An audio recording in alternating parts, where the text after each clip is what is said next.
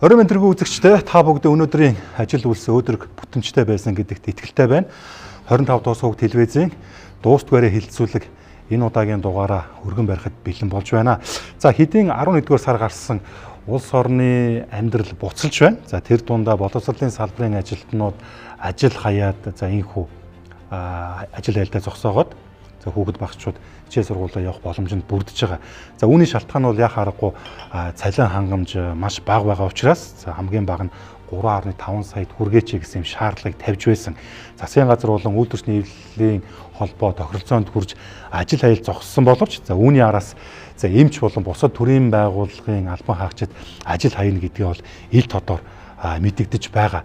За тэгвэл бид цалин хөлсийг нэмээд амьдрал авах уу яг сайжрах уу гэдэг асуултын хүрээнд ярилцмаар байгаа. Өөрөөр хэлэх юм бол бид цалин нэмэхээс илүүтэйгээр энэ иргэн аж ахуйн нэгжид маш том дарамт болж байгаа энэ татвар шимтгэл хураамжуудыг ер нь багасгаж чөлөөлж болдгоо мүү гэдэг сэдвийн хүрээнд нэр бүхэд 5 зочинтой инхүү 90 минутын хугацаанд нээлттэйгээр ярилцаж гарч ийдлийг хамтдаа хай гэсэн юм аа.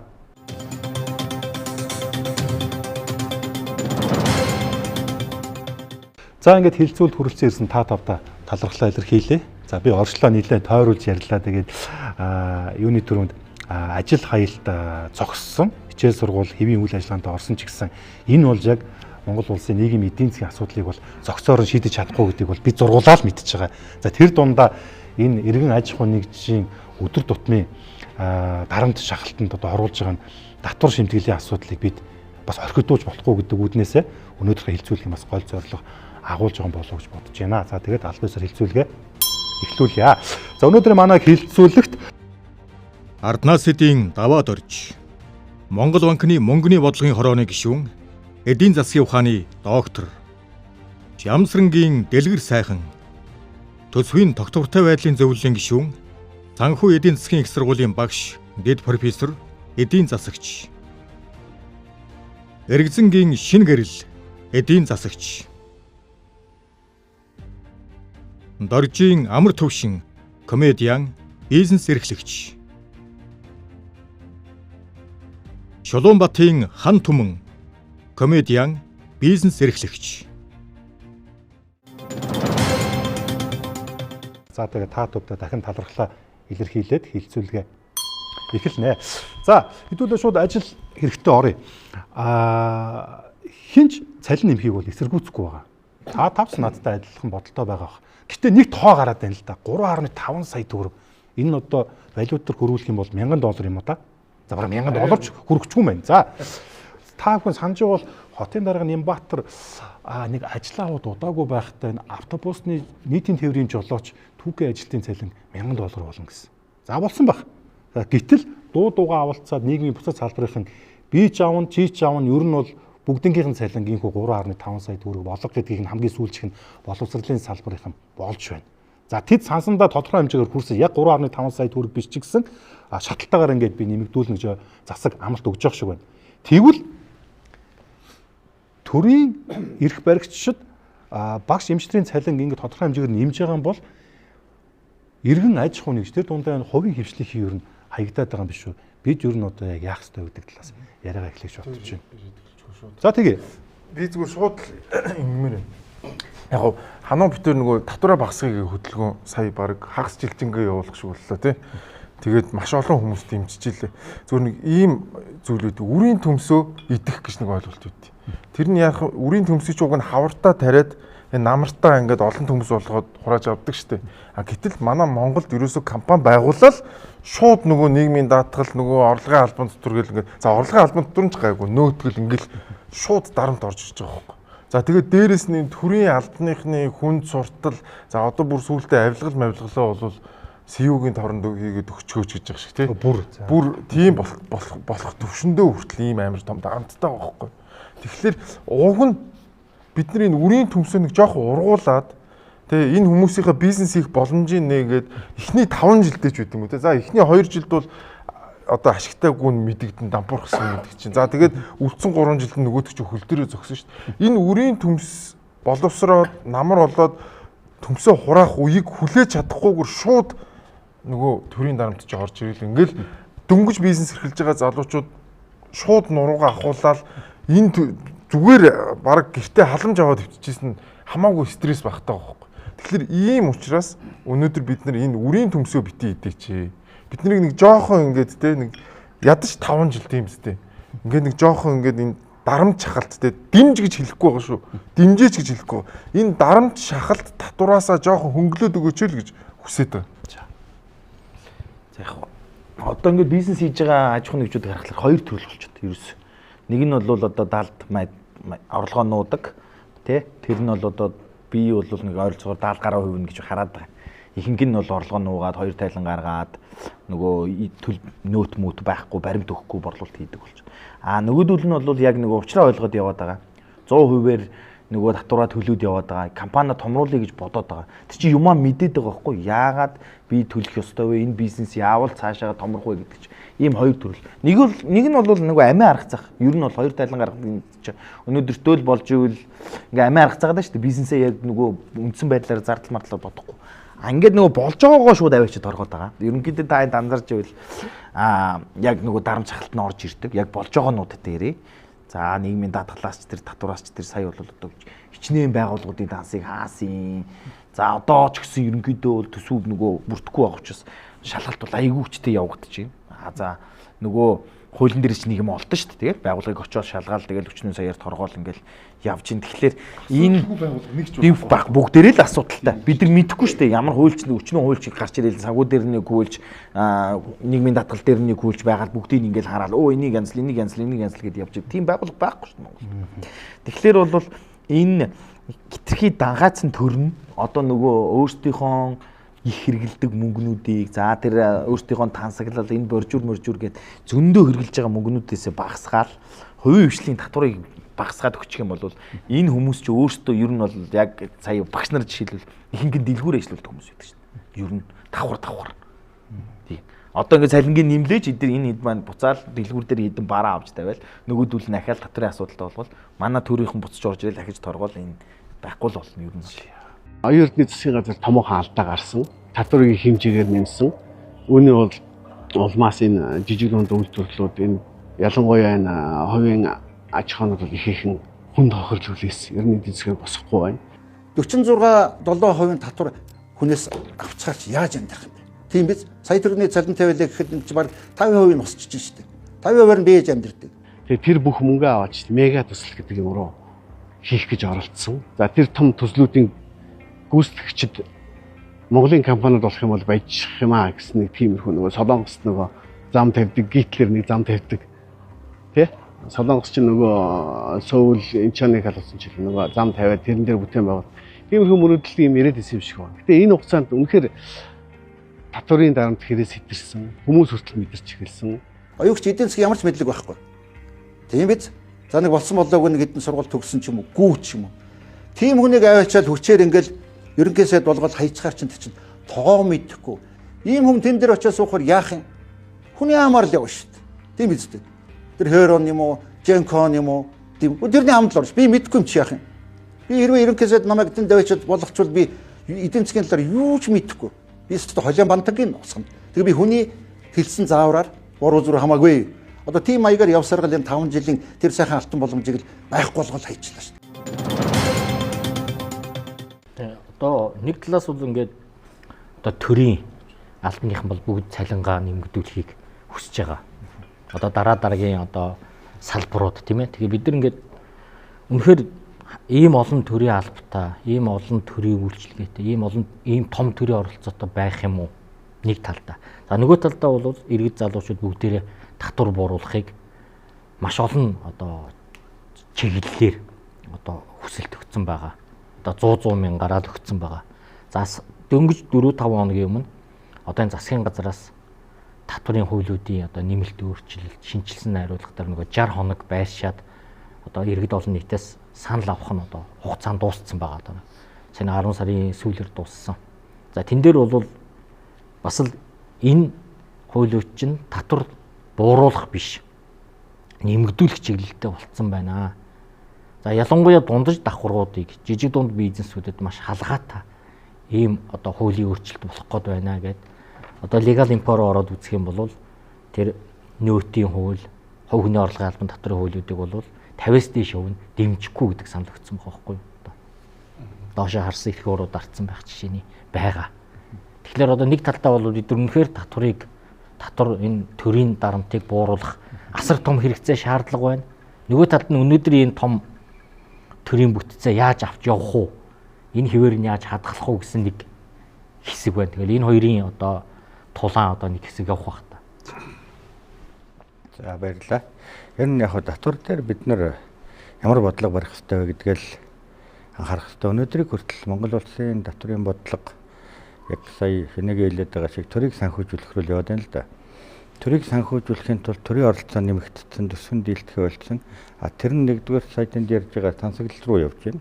Хоёрдугаар улс төрийн зардал руу явж байна. Энэ нь бол халамж одоо тодорхой нийгмийн давхаргууд руу чиглэсэн, жишээ нь малчид руу, бусад давхаргууд руу чиглэсэн нийгмийн даатгалын болон бусад халамжууд, хүүхдийн мөнгө гэл халамж явж штэ. Тэгэхээр тэр төрийн тансаглал бол улс төрийг санхүүжүүлээд байгаа. Тэгээд төсөв гэдэг зүйл нь яг үндсэн макро эдийн засгийн зорилгоо хэрэгжүүлж чадахгүй байгаа гэдэг энэ асуудлыг л нэгдүгээр тарах хэрэгтэй. Хоёрдугаарт нь бид нэр хөгжлийн ямар загвараар хөгжих хэрэгтэй юм бэ? Сая бидний яриад байгаа зүйл бол бид өнөөдөр зах зээлийн эдийн засагтай гэж ярьдаг шүү дээ. Гэтэл төр нь томрол байдаг, төр буцаагаал өмчийг төвлөрүүлээд байдаг, төр хэтэрхий данхаагаад байдаг.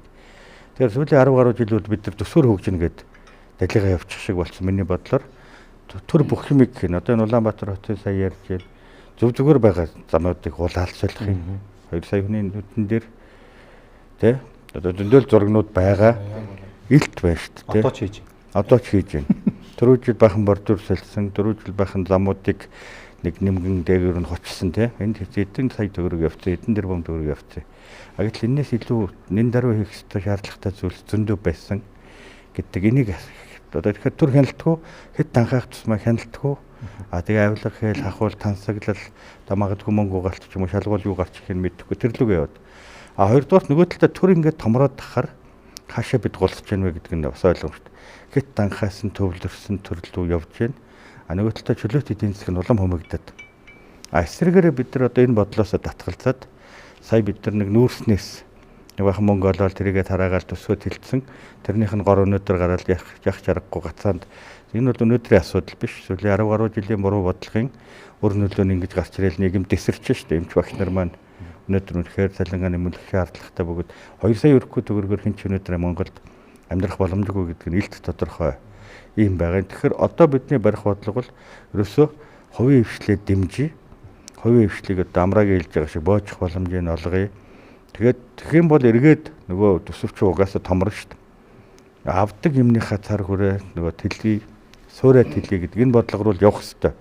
Тэгэхгүй бол үнэхээр бидний гаргасан тооцоогоор ч гэсэн ингээд төсвөө тэлээд зөвхөн нүүрсний орлогоос ч юм уу цөөн эрдэсийн бүтээгдэхүүнээс хамаарсан орлогоор ингээд тэлээд яваад байх юм бол өнөөдөр цалин нэмээд ч нэмэргүй, эдийн засгийн ч тэлэхгүй нэг байранд ингээд хэрэгтэй. 15 оноос хойш төсвийн орлого, зарлага дандаа 4 дахин илүү нэмэгдсэн. Гэтэл бүтээмж гэдэг эдийн засгийг тэлдэг үндсэн ойлголт нь ерөөсөө өсөөгүй. Тэгэхээр бид бол хөгжлийн эдийн засгийн хувьд бол буруу загвараар явж байна л гэж харж байна. Хувийн хвслийн орон зай буурч магадгүй шүү гэдэг юм. Тэгээ угаасаа буураад байгаа шүү дээ. Магадгүйсаад их юм байхгүй шүү дээ. Маш буурч байгаа шүү дээ. Өнгөрсөн 2 жил гарангийн хугацаанд 2238 компани ердийн татвар төлж ирсэн компани үе талгаа хаасан шүү дээ. Гэхдээ татвар нийгмийн даатгалын шимтгэл ийм өндөр байхад яах юм бэ? Тэгэл ажилтнаа сомгох нь сул зогсолтууд, өртөг зардал нэмэгдэнэ. Тэгээд дээрэс нь худалдаа авах чадамж иргэдэд байхгүй шүү дээ. Миний хувьд бол дэлгэрсэх эдийн засгт засагчдаа санал нэг байгаа. Ерөөсөө манад нь шүү дээ эдийн засгийг удирдах бодлоготой, зөв бодлоготой ийм хүн их уралдаж огт харагдахгүй шүү дээ. Гадаа жагсаал хийгээл одоо юу гэдгийг 3.5 сая төгрөгийн цалинтай болыг багш нар жагсгаад бүгдөө л одоо сайхан харагдахын тулд маш зөв энийг дэмжих ёстой. Гэтэл нэгдүгээр бид нар юу харах ёстой гэхээр яагаад ийм нөхцөл байдал болов? Бид нар энэ чинь бодлого яагаад энэ хүмүүсийн цалин хүрэхгүй болчихов? Яагаад энэ хүмүүс жагсав? Энэ юуны буруу гэдгийг эхлээд бид нар ойлгох ёстой. Нэгдүгээр. За хоёрдугаарт юу харах ёстой гэхээр тэр хүсэж байгаа цалингийг хаанаас яаж гаргаж өгдөө? Тэрийг бид нар ойлгох ёстой. Тэгэхээр сүүлийн 10-аад жил одоо тэр нам энэ нам гэж хэлээд хэрэг байхгүй энэ төр засгийг удирчсан намууд бол буруу бодлого явсны гор нь ингэж гарч ирж байгаа юм. ард түмнийх нь амьдралд нь авч байгаа цалин хүрэхгүй байна тийм үү. Тэгэхээр төсөв мөнгөний бодлогыг туйлын буруу явуулж иржсэн гэдэг л ийм үр дүн харагдаж байгаа нэгдүгээр. За хоёрдугаар асуулт нь хаанаас тэр цалин мөнгийг нэмэх юм. Татвар төлөгчдийн мөнгөөр нэг нэмж болно. Зээл тавиад гаднаас өөр зээл тавиад нэг нэмж болно. Хоёр дахь, гурав дахь арга бол мөнгө хэвлэх ийм л гурван арга байна. Мөнгө хэвлэх аргыг бол одоо хэд улс туршаад үзсэн. Венесуэл байна. Мөнгө нь цаас улс. Энэ бол боломжгүй гэдэг саяын одоо мөнгөний бодлогын хорон дээр өнгөрсөн 7 хоногт хурал болоход бид нар бас ярилцсан. Мөнгө хэвлэх ямар ч боломжгүй шүү. Мөнгө хэвлэж энэ эдийн засгийг нурааж болохгүй шүү. За энэ хүсэл тавиад гадаа жагсаад байгаа улсууд 100 мянган хүн байж дээ тийм үү? 100 мянган. Энэ хүмүүс аргагүй. Яагаад тэгэхээр амьдрал нь хөрөхгүй. Гэхдээ том зургаар харалтаа наач сая 300 сая 400 хүн байгаа шүү дээ. Тэгээ хувийн хвшилд ажиллаж байгаа хүмүүсийн амьдрал нь тийм сайхан байгаа юм уу? Үгүй шүү дээ. Хувийн хвшлийнхний өдөр шөнжингөө ажиллаад төлсөн татвараас чинь энэ төрийн албан хаагчдын цалин өгдөг байхгүй.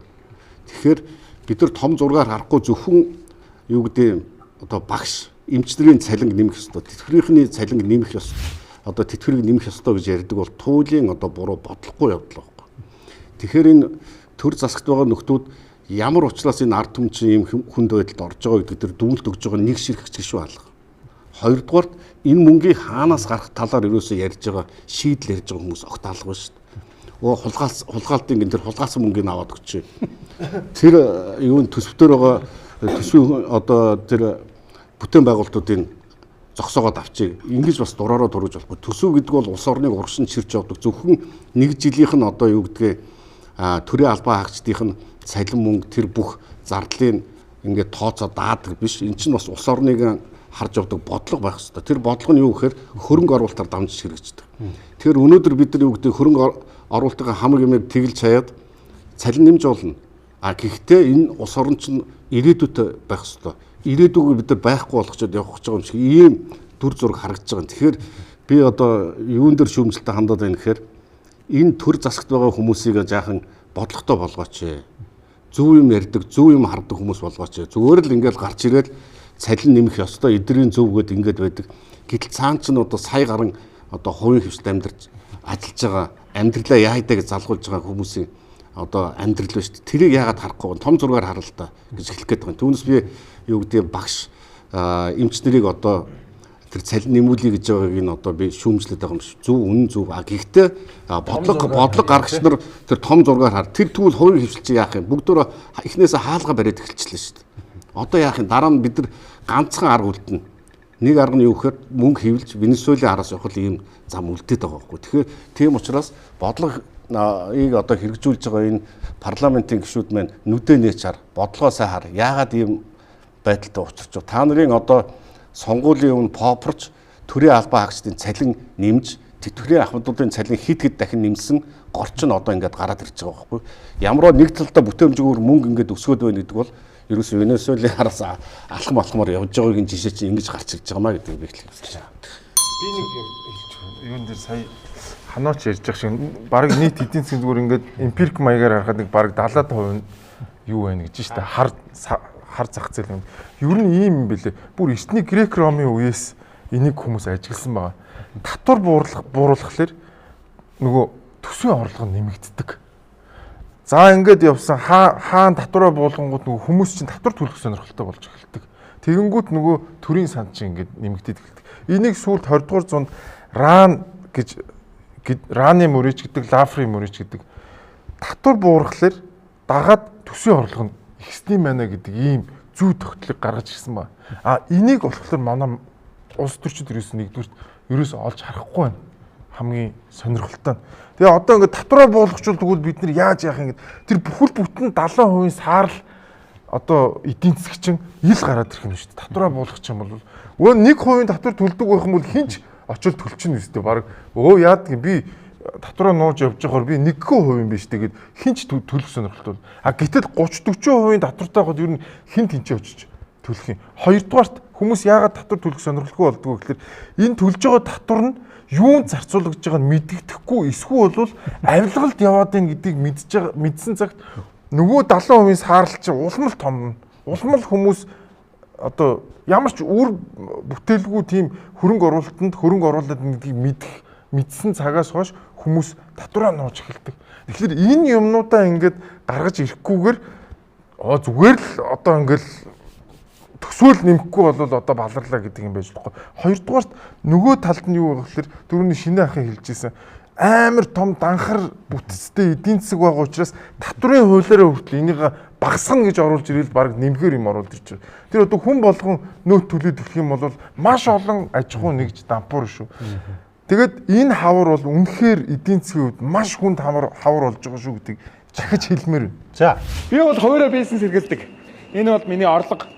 Сар болгон бид нар челленжид оролцдог. Нөгөө талын челленж нь ихэлжлээ шүү дээ. Одоо яана. Та. Чи байж та. Чи тулгаа юм шүү дээ. Энэ найзаа хамаагүй. Би уус ажиллаа хийж шүү дээ. За, татвараагүй шүү.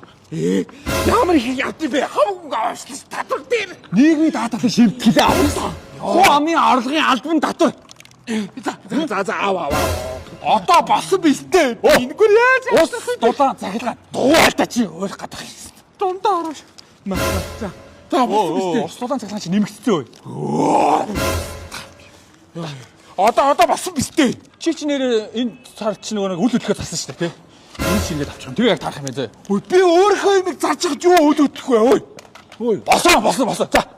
Дараагийн сар л. Энэ сарыг амжилттай давлаа гэж. За. Тэгсэн.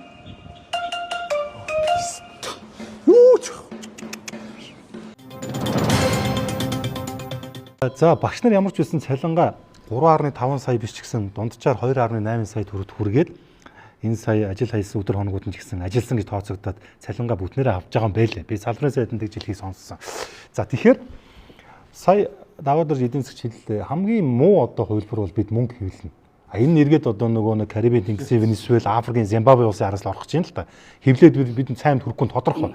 За тэгэнгүүт уулс мөнгөгүй юм гэхээр мөнгөтэй байна. Би та нарт нэг хэдэн кейс харуулъя. Энэ сая их хурлын гишүүн Сэжир энэ төрийн албанчууд бараг 40 гаруй мянган тээвэр ирсэн гэж байгаа.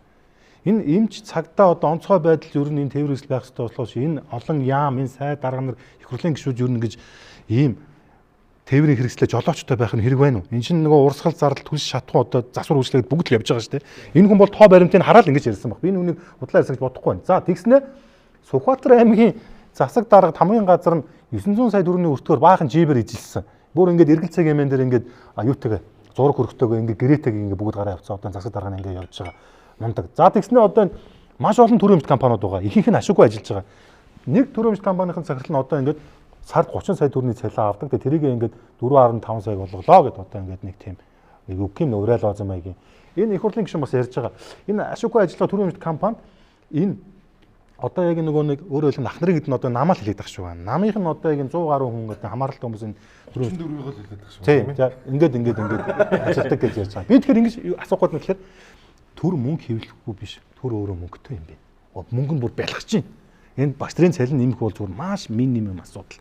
Тэгэхээр бид мөнгө хэвлэхгүй асуудлыг шийдэж болох юм. Тэгэхээр яагаад юм энгийн ийм хасаж танаж болохын зардлуудыг ингээд тэ гэж шийдэж болохгүй байгаа. Та нар ямар бодолтой? Сүүлийн хэдэн жил бол ингээд төр маш их өмч үйлдвэрлэсэн байхгүй юу? Татвар төлөгчдийн мөнгөөр. Зүгээр одоо нэг 15 жилийн өмнө аймгийн төв дээр очихлоор нэг төрийн үйлчилгээний нэг 3-4 байранд л одоо энэ төрийн захиргааны бүх байгууллага багтдаг байсан юм. Одоо бүгдээрээ 3-4 давхар юм ордонтой болцсон. Агентлаг болгон аймгийн төв дээр. За одоо бид нар хороогооч гэсэн мэднэ. Манай хороо 15 жилийн өмнө 3 байранд л байдаг байсан байхгүй юу. Одоо 3 давхар офстой. Гэхдээ Улаанбаатар хажуудаа өрхийн имлэг оруулсан. Өрхийн имлэг нь бас тустай байранд байсан. Тэгтэл тэр орон сууцны хотхны тэр жижиг хороонд тэр яг төрийн үйлчлэгээ авдаг хэдий иргэн байдیں۔ Цахимжих бололцоо тоог дулааны нэн төлтий. Цахимжих бололцоо бүрэн бий болсон. Тэгэхээр төрд нэгдүгürt маш их үхмэл ийм өмч хөрөнгө бий болчих. Тэгээ тэрний чинь ашиглалтын зардал гээд маш их мөнгө урсгал зардалд маш их татвар төлөгчдийн мөнгө ингээд одоо зарцуулахаас өөр аргагүй ингээд нэг ийм байдалд очсон байна. Тэгэхээр эргээд за энэ төр яг ямар өгөөрхтэй байх юм. Зүгээр юуны тухгүй л одоо нэг энэ зун энэ намар нэг хэсэг залуучууд дулаалах хэрэгтэй юм байна. Дулаалчвал айл өрхийн цахилгааны хэрэглээ 50% багасж байна. Үнэхээр эрчим хүчний хэмнэлт гарч байна, түншний хэмнэлт гарч байна. Ингэтэл Улаанбаатар хот төсөв дээр 40 тэрбум бумыг айл өрхийг дулаална гэж тавьсан байх жишээ нь ингээл бидний төсөн татвараар хэн нэгэн айлын дулаалаад явуулж өөрөө ингэ барьсан зогсож байдаг шүү дээ. Тэгээд одоо 5-6 жил төрийн монопол түншний үйлдвэр бий болгоод одоо тэр үйлдвэр нь дампуурцсан. Одоо зүгээр хятадаас авч ирсэн нүүрсийг зарж борлуулдаг компани болоод хөвөрцөн байгаа байхгүй нөгөө 5 толгой төлөж чинь жишээ. За дээр нэгэ төрийн өмчийн нөгөө маш олон ашиггүй компаниуд байгаа. Ховын хөвшилтэд өрсөлдөж байгаа салбарт зөндөө байгаа. Тийм. Тэгэхээр нэгдүгээр эхлээд энэ төр бизнес хийж байгаа асуудлыг яаралтай зэгцлэе. Хоёрдугаар энэ төрд байгаа маш олон одоо хүмүл өмч хөрөнгүүдийг тэр төрийн үүрэг оролцоо гэдэг юмыг дахин авч үзсний үүдэн дээр эндээс бол маш их зарах ийм хөрөнгө гарах юм байна гэж бас харж байгаа. Энэ дээр онцлогтой та нар төр ийм өмч хөрөнгөөр яах гээд байгаа. Тэгэхээр яг түрүүн бидний яриад байгаа зүйл энэ бүгдээрээ л ярьж байна те. Бидний гол асуудал нь төр ийм тансаг байгаа байж болох юм уу гэдэг асуудал. Тэгвэл нөгөө талд нь ард түмэн ямар байгаа вэ гэдэг. Аж ахуйн нэгж байгууллагууд иргэд маань ямар байгаа юм. Ягд Баян улсын төр ийм тансаг, ядуу улсын төр нь ийм тансаг байгаа вэ гэдэг асуудал те. Энэний ард нь дахиад нөгөө төр ийм их мөнгөтэй, төр тансагтай. Төрд бол мөнгө байгаа гэдэгтээ бол би санал нэг байна. Төрийн мөнгө зөв зүйл рүүгээ явахгүй байна. Эргээд энэ татвар гэдэг зүйл чинь эргээд таны яриад байгаа энэ татвар байх ёстой юм уу? Татвар их байна те. Эсвэл татварыг бууруулах ёстой гэдээ манай энэ залуучууд чиний эдгээр яриад шүү дээ. Татвар явны төлөө байдаг. Одоо сүүлдээ бид нар ингээл татварын ерөнхий газрын хан дээр төр буюу дор татвар буюу гэж ингээл хизээнийх юм бай хаан засгийн үеих ч юм уу нэг тийм үг тавьчаад байдаг. Гэтэл эсрэгээрээ би бол эсрэгээр энийг бид нар сэтгэлгээнийхээ хувьд өөрчлөх ёстой. Татвар гэдэг зүйл нь төр буюу дор биш. Татвар яг хувийн хвшил аж ахуйн нэгжээр л улс орон тогтож байгаа. Тэрийгээ бид авдаг төрийн санхүүждэг ард иргэдийнхаа цалин тэтгэвэр тэтгэмж тийм ээ. Төрийн албан агчдынхаа цалин тавьдаг ийм л зүйл л дээ. Тэгэхээр бид бол хувийн хвшил байгаа учраас татвар олдоод байгаа байхгүй. Тэр гарлын үүсэл нь хаана байна вэ гэдгээ бид ойлгох ёстой. Хувийн хвшлийн нуруунд дээр бид бүгд сууж байгаа төрийн албан агчид тийм ээ. Ахмадуудын тэтгэвэрч гэсэн хувийн хвшлийнхний ажилтнуудын төлж байгаа нийгмийн даатгалын шимтгэлээс одоо манай тогтолцоогоор бий болж штэ. Тийм учраас бид нар яг энэ сэтгэлгээг өөрчлөх ёстой. Хоёрдугаар нь төрийг бид нар ийм танхаалгацсан энэ төрийг багасгахгүй бол бид бол аль аль тал руугаа алдна. Хоёрдугаар нь төрийн юм данхар байгаа учраас энэ улс төрлөө цонх баригчид хит шуналтай хялбар аргаар амьдрах гэсэн нийтийн мөнгнөөс хомсолж өөрснийхөө ашиг сонирхлыг хангах гэсэн тийм этгээдүүд өө олнороо дайрч штт. Тэгээд төрөөс бол шимэгчд олон болцсон. Тэрнийхээ төлөө одоо сая бол харахад хүндсэн хуулийг хүртэл уландаа гიშгэж одоо би их үндсэн хуулийн цэцэн шийдвэрийн дагуу ярьж штт. Би бол тэрийг хөөх хүн биш. Үндсэн хуулийг уландаа гიშгэж төрийн эрхийг авахын төлөө хүртэл зүтгэхэд хүрсэн, ардчилсан ёс хуульч ёс ардчилсан засаглал бидний уландаа гიშгсэн ийм байдал руу орж ирэх. Тэгэхээр завчхамдаа төрийг бол бид нар багасгах ёстой, төрийн данхар бүтцийг л халах ёстой. Заримдаа ямар сэтгэл төрдөг гэхээр бид нар бүр энэ татварын албаны ажлыг нэрийнх нь өмнөөс хийх үүрэгтэй юм шиг болоод идэг. Яг гэхээр одоо жишээлбэл ялангуяа ийм ажил үйлчилгээнд дээр маш их төвөгтэй. За жишээлбэл нэг хувийн одоо өргөгч механизмтай хүнээр бид нар одоо юм өргүүлээд ингээд энэ үйлчилгээ авъя. Тэгэнгүүт тэн дээр юу өсдөг гэхээр нөгөө иргэн бол мэдээж татвар төлөхгүй гэдэг. Бид нар тэгэнгүүт манай зардал биш болцдог. Гэтэл бид нар төлчихөж байгаа болохоор нөгөө хүнээс ямар нэгэн баримт авах хэрэг гардаг. Тэнгүүт нөгөө хүн бол тэгвэл би танаа юмыг зөөж өгч чадахгүй. Эсвэл тэдэн хувийн татвар нэм ч гэдэг юм. Одоо яг ийм харилцаа үүсээд бид нар одоо манай санхүүгийн ажилтнууд баг яг татварын байцаагч шиг одоо нөгөө иргэдэд тэр татвараас сутах гэдэг хүмүүст ойлгуулах юм ажил хийдэг. Хэд хэдэн зүгээр жишээ дурдъя л да. Энэ салин нэмээд асуудал шийддэг юм уу? Тэтгэвэр нэмээд асуудал шийдэж чадахгүй гэдэг дээр ярих гэдэг юм. Бүтээмжгүйгээр салин нэмэх, тэтгэвэр нэмэх бол асуудлыг шийдэж чадахгүй. Энийг бид нар зүгээр амдаа орсон юмыг ярьж байгаа юм биш. Зүгээр бод амьдралыг харъя. 19 онд санаж ийн одоо тэтгэврийн ахмадуудын одоо зээлийн өрийг дарна гэх тийм ээ. Тэгсэн шүү дээ 700 тэрбум. Тэр үед манай тэтгэврийн ахмадууд 700 тэрбум төгрөгийн одоо өртөө байсан. Тэрийг тэглсэн. За энэний дараа 4-5 удаа за баг ч гэсэн 4-5 удаа тэтгэврийг нэмсэн. Асуудал шийдсэн үү? Шийдээгүй. Өнөөдөр тэтгэврийн ахмадуудын одоо зээл хэд байна гэж 700 тэрбум биш 2.5 их найд болсон. Одоо апас зээл авдаг гэсэн гэж төгсдөг. Тэгээ 2.5 их найд болсон. Хэдийгээр бид нар тэтгэврийн ахмадуудын одоо тэтгэврийн хэмжээ хэд дахин нэмсэн боловч өнөөдөр тэтгэврийн ахмадууд амьдралд хүрэхгүй байна. Имээ авч чадахгүй. Тэгэхээр шийдэл биш байгаа үст. За төрийн албан хаагчдын цалин хэд дахин бас нэмсэн. Сонгуулийн өмнө 40% нэмсэн. Тэгэхээр шийдэл хүрч чадсан байна уу? Чадаагүй. Өнөөдөр боломжгүй байна. Тэгэхээр юуг нь бид нар юунаас болоод ийм асуудал гараад байна вэ гэдгийг бид нар ингэж бодлого хэрэгжүүлж байгаа хүмүүс нь харах хэрэгтэй байхгүй юу? Энэ мөнгөний ханш чинь болохоо байж гин. Энэ одоо ямарваа нэгэн бүтээмжүүгээр асар хэмжээний мөнгийг зах зээл рүү оруулна гэдэг чинь угаасаа өөрөө буруу юм а гэдгийг л бид нар хараад энэ дээр нь дүгнэлт хийгээд зөв тал руу нь удирддаг юм хөнгөө болчихлоо шүү дээ. Сая өнгөрсөн 4-5 жилд бол Монголын эдийн засгт одоо үүлний цаанаас дөнгөж гарч ирж байгаа нар шиг ийм гой боломжийн үе байлаа шүү дээ. Манайх ч хоёрхан одоо түүхийн дээр нэг нөгөө ихлэхт Монгол улс гэдэг бол зис нүүрсээ зараад амьдарч байгаа улсууд шүү дээ. Тийм үеийнхэн. А бид нар хойж үедээ нэгч төгрөг үлдээхгүй байна. Өнөөдөр гарч ирсэн мөнгөний баялгаа ухаал зарлаа тэрийг хувааж идэл цохол ингээд байж байгаа үндэстэй шүү дээ. Эсвэл өөр тавьж байна. Өөдөө шийдсэн ч болоо өөрийн толгойдор гэдэг. Энэ 3.5 сая төгрөг гэдэг юунаас гарч ирсэн гэж энэ орон нутгийн сонгуулийн өмнө санал авахын тулд 500 сая доллар зээлж аваад нийслэлийн удирдлага заяа 500 сая долларын одоо ирээдүйдээ өөрөө үйлдвэрлэж штэ. Ингээд нийслэлийн тэр нөгөө автобусны жолооч түүхий ажилчид 3.5 сая төгрөг тарааж өгсөн.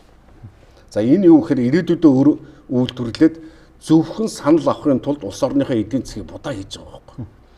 Зөвхөн өөрсдөө нийслэлээр ялахын тулд энэ 3.5 сая хүн амьдарч байгаа энэ ард түмний амьдралыг хуугаар нь будаа хийж байгаа байхгүй. Үнийн өсөлт нь тэр дорой хэд дахин нэмэгдэж байна. Гурилын үн 100% дахин нэмэгдэж байна. Энэ чинь зөвхөн тэр нөхдүүд өөрсдийнхөө саналыг хотоос авахын тулд энэ Монгол улсын 21 аймаг 330 сумынхан амьдарч байгаа бүх хүмүүсийн амьдралыг ингэж будаа хийж байгаа байхгүй. Энэ байдал нь одоо ингэж үргэлжлээ яваад байна шүү дээ.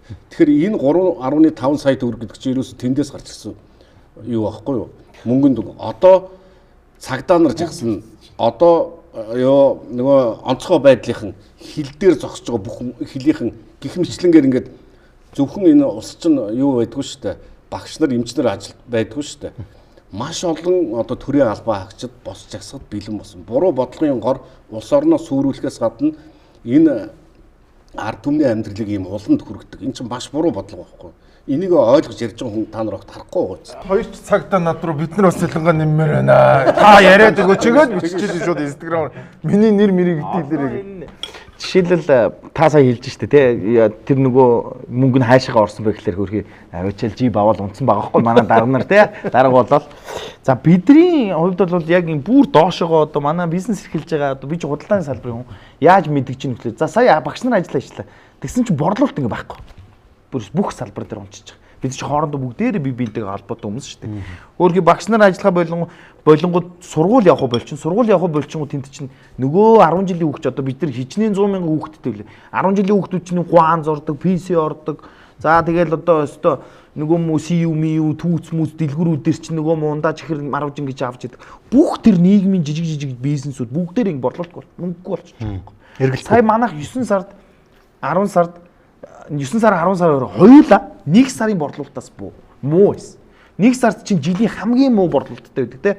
Нөгөө хүн болгон цагаан сартаа бэлдээ шинэ жилийн дараа мөнгөө өрөхгүй бүгдээрээ бараг худалч унд. Гэртээ нөгөө юмнуудыг идээд бай. Яг тэрнтэй адилхан 1 сартаагаа адилхан муу байхгүй.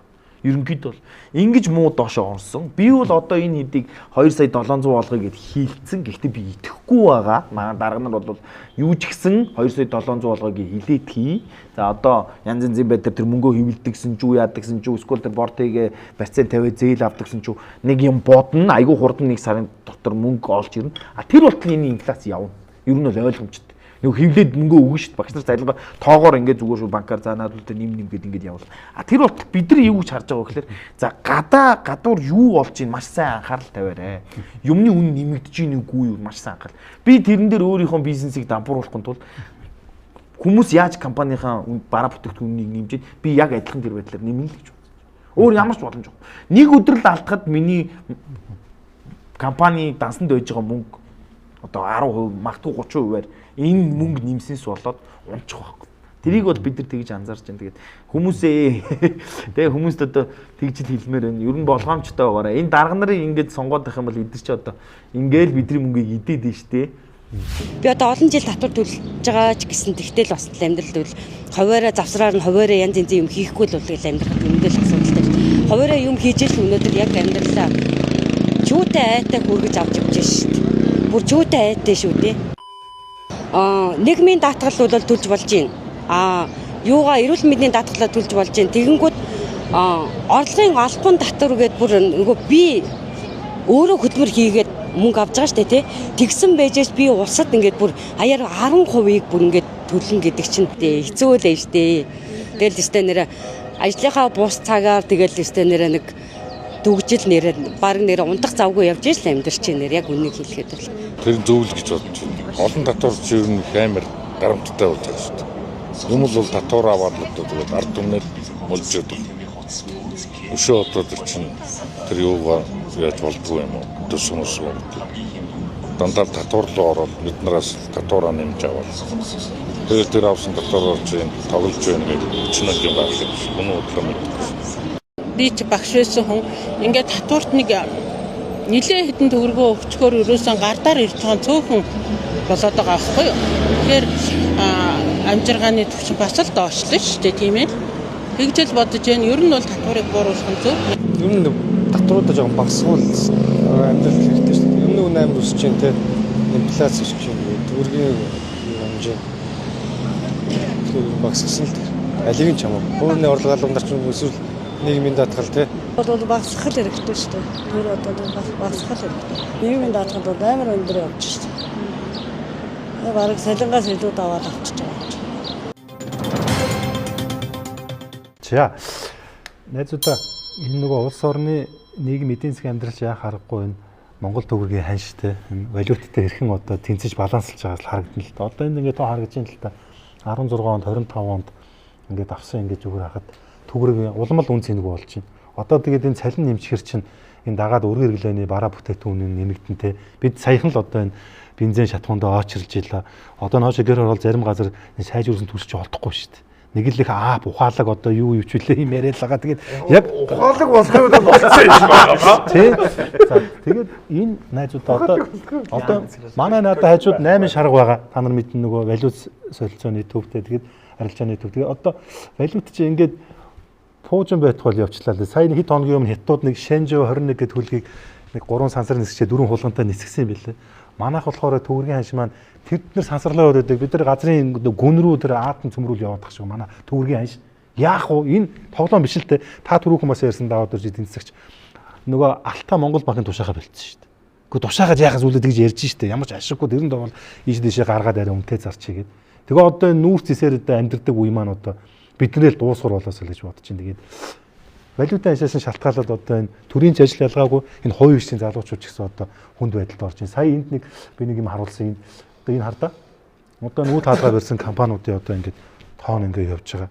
Тий. Одоо та бид 6 яг ярьж хат бас ингээд хид хидэн хувийн аж ахуйн гэж нүүт хаалгаа барьж л байгаа. Манай нэг юу бол одоо л үнэхээр түрээсээ ч төлж чадахгүй болсон. Яасан гэсэн чи би одоо сүүлийн 3 жил нэг баар ажиллаж байгаа байхгүй. Тэгээд өмнөх одоо 3 жил одоо энэ ч 4 дахь жилүүг орж өмнөх жилүүдтэйгээ адилхан байхаа болчихсон. Тэгээ одоо би бол тэр газрыг мэдэхгүй одоо яах юм хаах юм одоо өөрөөсөө ингээ мөнгө гаргаад яваадах чи өсвөл би 3 сар л явах байлгүй. Тэгэл одоо бас хаах маягтай л болох гээд. Тэгэхээр ер нь би яг ханууг хэлсэндээ санал нэг уг нь 9 сар чи ингээ айгүй гоё хөдөлгөөн ороод юм чин гайгүй болж эхэлдэг байхгүй. Мэдгүй үйлчлэгээний салбарт би маш олон үйлчлэгээний салбарын залуучуудтай чинь би ч нөгөө үйлчлэгээний салбарт байдаг. Ерөөсөө хөнгөө амар гоё тогтчлолттой хэдэн 100 сая төгрөгийн тогтчлолтой газар оройдоо нэг юм уу хоёр хол хүн. Өмнө нь ерөөсөө тийм байгаагүй байхгүй. Тэр одоо надад ч гэсэн амар нөлөөлж байна яг үнэ. Тэр 15 он сүүлийн энэ хэн нэгэнтэй биш юм бид нар эдийн би бол нэгдүгээр бид засаглалын гажуудалд орсон. Засаглалын гажуудалтай чадах чадамж сул байгаа учраас яхахгүй бид нар энэ бодлогын тийм сайн бодлого хэрэгжүүлж чадахгүй бодлогын дөрөөлт засаглалын юм дөрөөлтөд орчод байл. Тэрнээс хойш ингээд өсөв өөрөө зарлага нэг 4.5 6 дахин өссөн. Төсвийн орлого нь бас нэг 4 гаруй дахин өссөн. Дотоодын нефт бүтээгдэхүүн нэрлсэн цалин бол нэг 3 дахин гаруй өссөн жишээтэй. Нэрлсэн дүнгээр. Энэ хооронд Монгол улсад бүтээмж гэдэг зүйл 1.2 дахин буюу 20% өссөн. Бусад зүйлс нь 300-400 өсчихэд шүү дээ. Тэгэхээр бидний бүтээмж өсөөгүй цагт мөнгө оруулаад цалин нэмээд л байхаар бид нар нэг өөрснөө хий юм зохиочоод тэргээрээ нэг мөнгө хэвлээд нөгөө нүүрс гардаг ч юм уу те. Тэгэхээр мөнгө хэвлээд нөгөө талд нь чанар өсөөгүй. Чанар өсөөгүй байхад л гэдэм тоогоо нэрлсэн дүнд нэмэгдээд шүү дээ. Тэгэхээр инфляц бол гарцаагүй юм. Валютын ханш улс орны эдийн засгийн чадвараар л тодорхойлогддог зүйл шүү дээ. Тэгэл бид нар асар их мөнгөний дутагдaltaй валютын дутагдaltaй тэрийгэ санхүүгийн дансаараа нөхөл явж. Өөрөөр хэлбэл валютын дутагдлаа үр зээлээр нөхөл явж байгаа. Ийм л улс. Гадаад худалдаа сүүлийн хэдэн жил ашигтай байсан ч гэсэн бид бол урсгал дансан дээр байнга алдагдaltaй явдаг. Тэгэхээр эдийн засаг нь өөрөө тэлж чиний хэлээд байгаа тэр нүүрс зэснээс өөр юм хийдэг энэ салбарууд ядаж нүүрс зэсэн дээр нэмэн өртөг шингээдэг, эцсийн бүтээгдэхүүн гаргадаг, зэсээ хайлуулдаг, төмрийн хүдрээ хайлуулад эцсийн бүтээгдэхүүн гаргадаг болж иж бид нар инфляцийг валютын ханшийг барих тухай ярина. Бусад салбараа бас хөгжүүлж иж одоо манай худалдаа үйлчлэгээний салбарын залуучууд банк санхүүгийн салбараа ил жуулчлал нь хөгжиж. Тэгэхээр энэ хөгжил нь хангахдахгүй. Хангагдах нөхцөлж байхгүй. Учир нь бол бид нар яг эдийн засгийн хөгжлийн зөв бодлогоор явахгүй байна. Хоёрдугаарт нь татвар болон бусад зүйлсийн дарамтаас болоод аж ахуйн нэгжүүд томрох ямарч боломжгүй. Аж ахуйн нэгжүүд асар томорчиж бидний жижиг дунд аж ахуйн нэгж хөгждөг. Тэгээд шинэ тэр дэлхийн хэмжээнд гарах шинэ бүтээгдэхүүн үйлчлэгийг бий болгож чадна. Гэтэл бид эргээд томуудтайгаа буцаагаад нухдаг. Томуудаа арт түмний өмнө харлуулдаг. Арай өнгөтэй өөттэй яваага харлуулдаг. Төрөл өөрийнхөө бурууг тэднэрлүүлж ихдэг. Ийм л тогтолцоороо сүүлийн 5-6 жил орсон шүү дээ. Одоо энээс гарна гэж найдаж байна. Шинэ засгийн газар бол арай өөр бодлого барих болов гэж хүлээж байна. Ер нь бол нөгөө манайх чинь баг төрийн эдийн засгт улс болцсон шүү дээ. Төсвөдөр нэмхэн төрийн өмчийн компани, орон нутгийн өмчийн компани гэм бол бараг одоо эдийн засгийн 70-80% эзэлж байна. Тэгээ энэ бол тэр жигтэй нөгөө бүтээмжгүй авилга хулгай шингэсэн юм салбар. Хүчээр одоо төрийн юугаар явуулдаг. Дээр нь нэмээд төсвөө тэлэх болгондоо бид нар ч одоо нэг бүр инфляцийг хөөлчлөсөн улс шүү дээ. Одоо ингээ маш олон хуулиар ингээд төрийн зардлыг хүчээр нэмдэг. Дээр нь бүр тэтгэврэмж төрийн албаны зарим зардлыг бол ингээд инфляцтай уялдуулан жил болгон нэмнэ гэд хуульчилчихсан. За ингээд одоо ч 203 хуулийн 1024 заалт байдаг үл ингээд бүгд ингээд төсвийг тэлэхэд одоо зориулагдсан юм хуулиудтай. Төсөв тавиал хэрэгжүүлэх ёстой гэсэн нэг юм хуулиудтай. За энэ өөрөө ингээд хүчээр ингээд энэ нэг ийм бодлого гаргачихлаар чинь нөгөө талд нь яг тэр мөнгө олж ирдэг салбаруудаа бүгдийг ингээд судсыг барьчаад байгаа байхгүй. Одоо хэдэн оны үед үлээ нэг зөгийн үүр мөргөл 12-оос 16 онд одоо маш олон залуучууд гадаадаас ирсэн шүү дээ. Тэгэл одоо өстой мэдлэг шингэсэн бизнес хийж болох юм байна. Их орондоо сайхан ажиллаад экспортод бүтээгдэхүүн үйлчилгээ гаргаад гээд ингээд маш олон залуучууд ирсэн, бизнесээ эхлүүлсэн. Одоо хараг буцаад дуусчих шиг шүү дээ. Энэ хүн бараг үлдэх нь үү те? Тий. Ийм байдалтай. За дээр нэмээд нөгөө мөнгө олдог юм чи бидний гадаадын хөрөнгө оруулалт шүү дээ.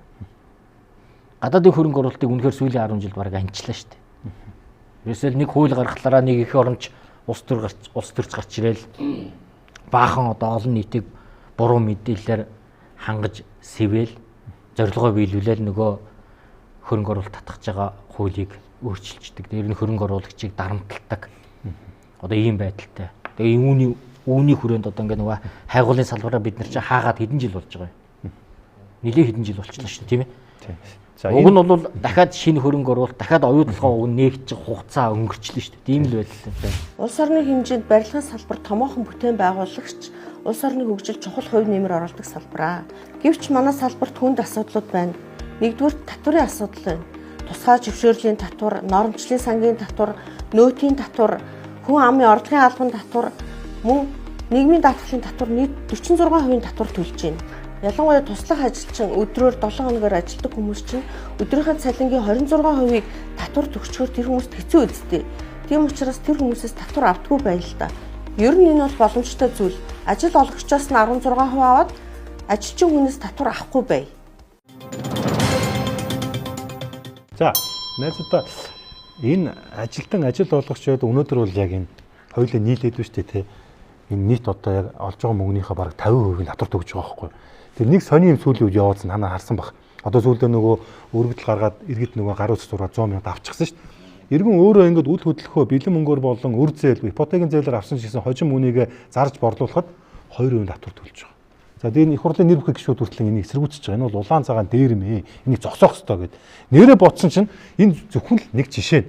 Одоо ингээд дараа нь ингээд нөгөө өргөдлийн байнгын ороонд те өчнөө ингээд явж байгаа. Тэгээд би одоо нэг юм бодоод байна л да. Яагаад ингээд татварыг тодорхой хэмжээгээр буулгахад ингээд ирэх баригчид тийм хөшүүн хойрог байгаад идэв. Эсвэл ингээд энэ хувийн хвшлийн энэ иргэн аж ахуй нэгжүүдтэй мөшөөтэй юм уу? Нэг айлт хоёр хүүхэд байна л да. Одоо чинь энэ төрийн албаныхын төвсөн байгууллагын ингээд цалингаа хил хамыгээд одоо ингээд нэмүүлж чадлаа сая одоо багш нараас ахуулаад эмчнэрт нэмүүлж чинь тийм үү? А тэр бол яг төрийн төрсөн хүүхэд юм шиг байгаа. Яг нь хувийн хвшлийн болохоор нэг өргөж авсан нэг бутаж юм уу? Эсвэл нэг хог дээрээс ингээд гэртээ төр оруулж байгаа мó ч юм уу те? Нэг хоног төөрүүлж байгаа хүүхдэн юм шиг хандж ийн л да. Тэгэд яагаад энэ хувийн хвшил аж ахуй нэгжүүдийг бодохгүй байгаа юм? Өөрөөр хэлэх юм бол за миний хүч чи сайн шүү, чиний цалин нэмэн хоолой чи нэмнэ. Чи манаагаас маргаас зайлаараа самд өхөөл байхгүй л гэж хэлж штэ. Гэхдээ агаар нэг л үү штэ. Яах вэ? Энэ чинь нөгөө нэг сүүлийн 10 жил амар хүчтэй одоо зүүнний бодлого одоо хуучнаар бол социалист бодлогод хэрэгжээд штэ. Тэг яаж нэг бол маш том данхар төр угсарцсан. Тэгээ тэрийгээд яаж санхүүжүүлэх үү гэдэг дээр л зөвхөн одоо толгойн ажилдаг. Тэгээ тэрийг яаж санхүүжүүлэх үгээ бодглохлоор татвар нэмэх эсвэл шинэ татварын нэр төрөл бий болгох. Одоо сүүлдээ одоо нэг нөөтийн хуулийн төсөл явж байгаа шүү дээ нөгөө Facebook-ээс л нөөтийн татвар авах гэдэг юм л да.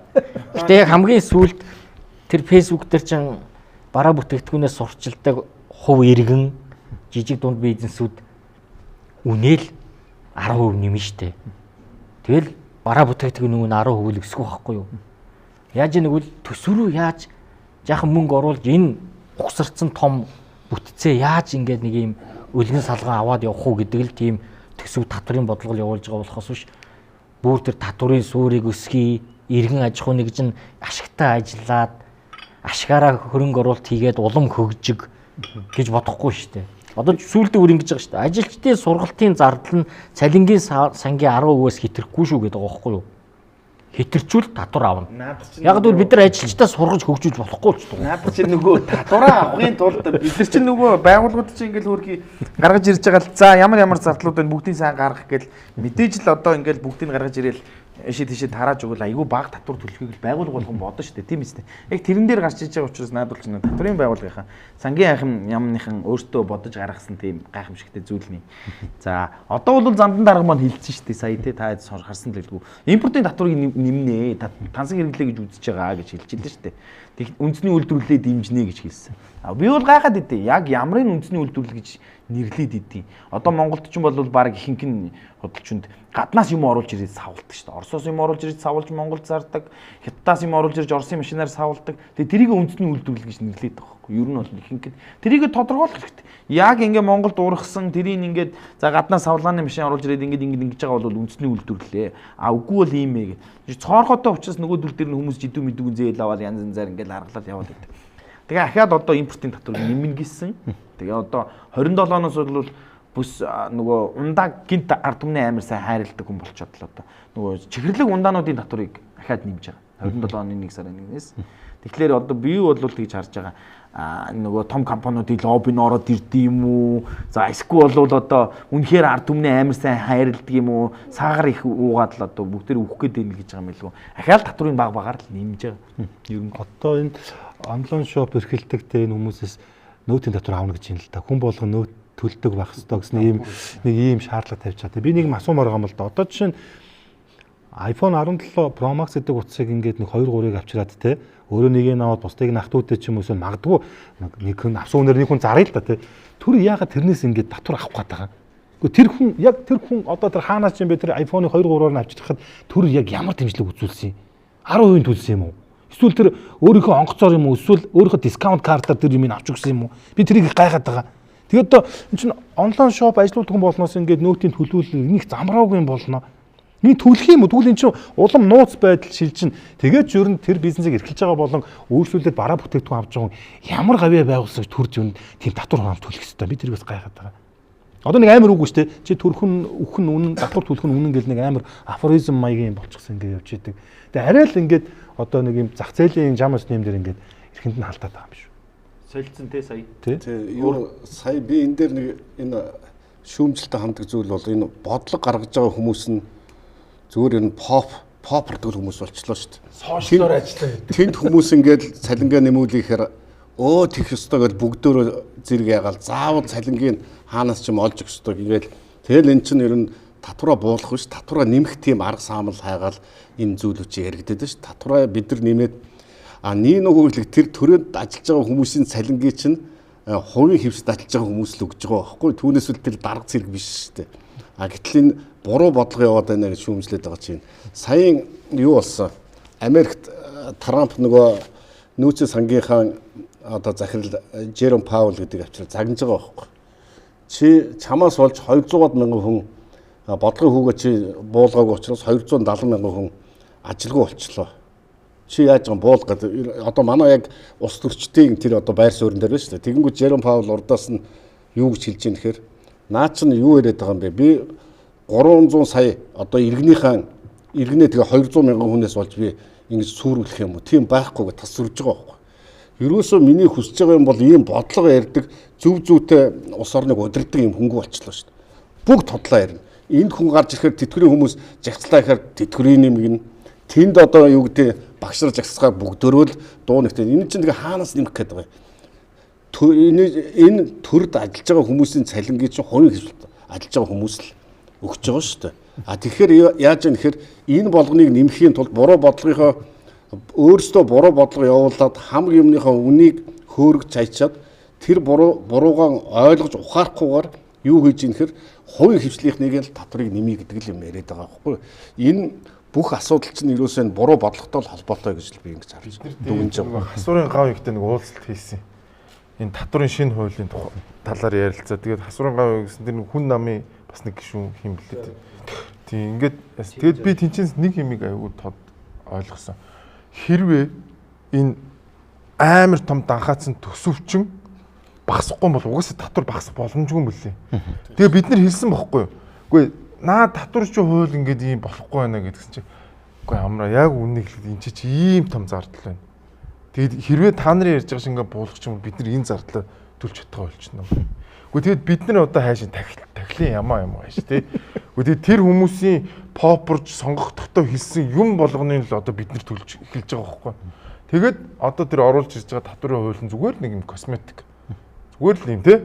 Үнэхээр косметик. Бүр тэр нөөтийн хэсэг мэсгэнүүд бүр амар те. Одоо хүн болгоо ингээл нөөт төлөвлөх гэх юм бол одоо эхнээс одоо тэр 4,000 гаруй аж ахуй нэгж дампуурсан гэдэг шүү дээ. Тэрнээс гадна зүгээр бизнес хийгээ явж байгаа хүнсний захс дээр зогсдог ах эгч нар байгаа шүү дээ. Тэд нар бүгд ажиллах болно шүү.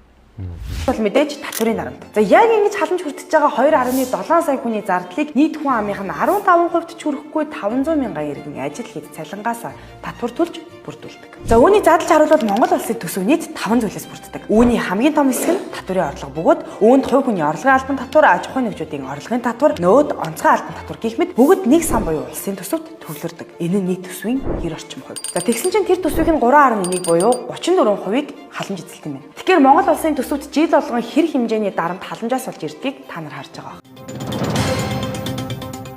Энэ нэг юу байна л та нөгөө баян чинэлгийг хилтгдэг нэг хэмжүүрүүд байдаг юм байна л та нэг санаа зовхоо болдог. Тэгээ энийг харсан чи ер нь манай Монголын дундаж давхрын энэ аль нь ч багтахгүй юм шиг үлээ те. Энд чи одоо бүр ингээд зүгээр доллараар юм уу?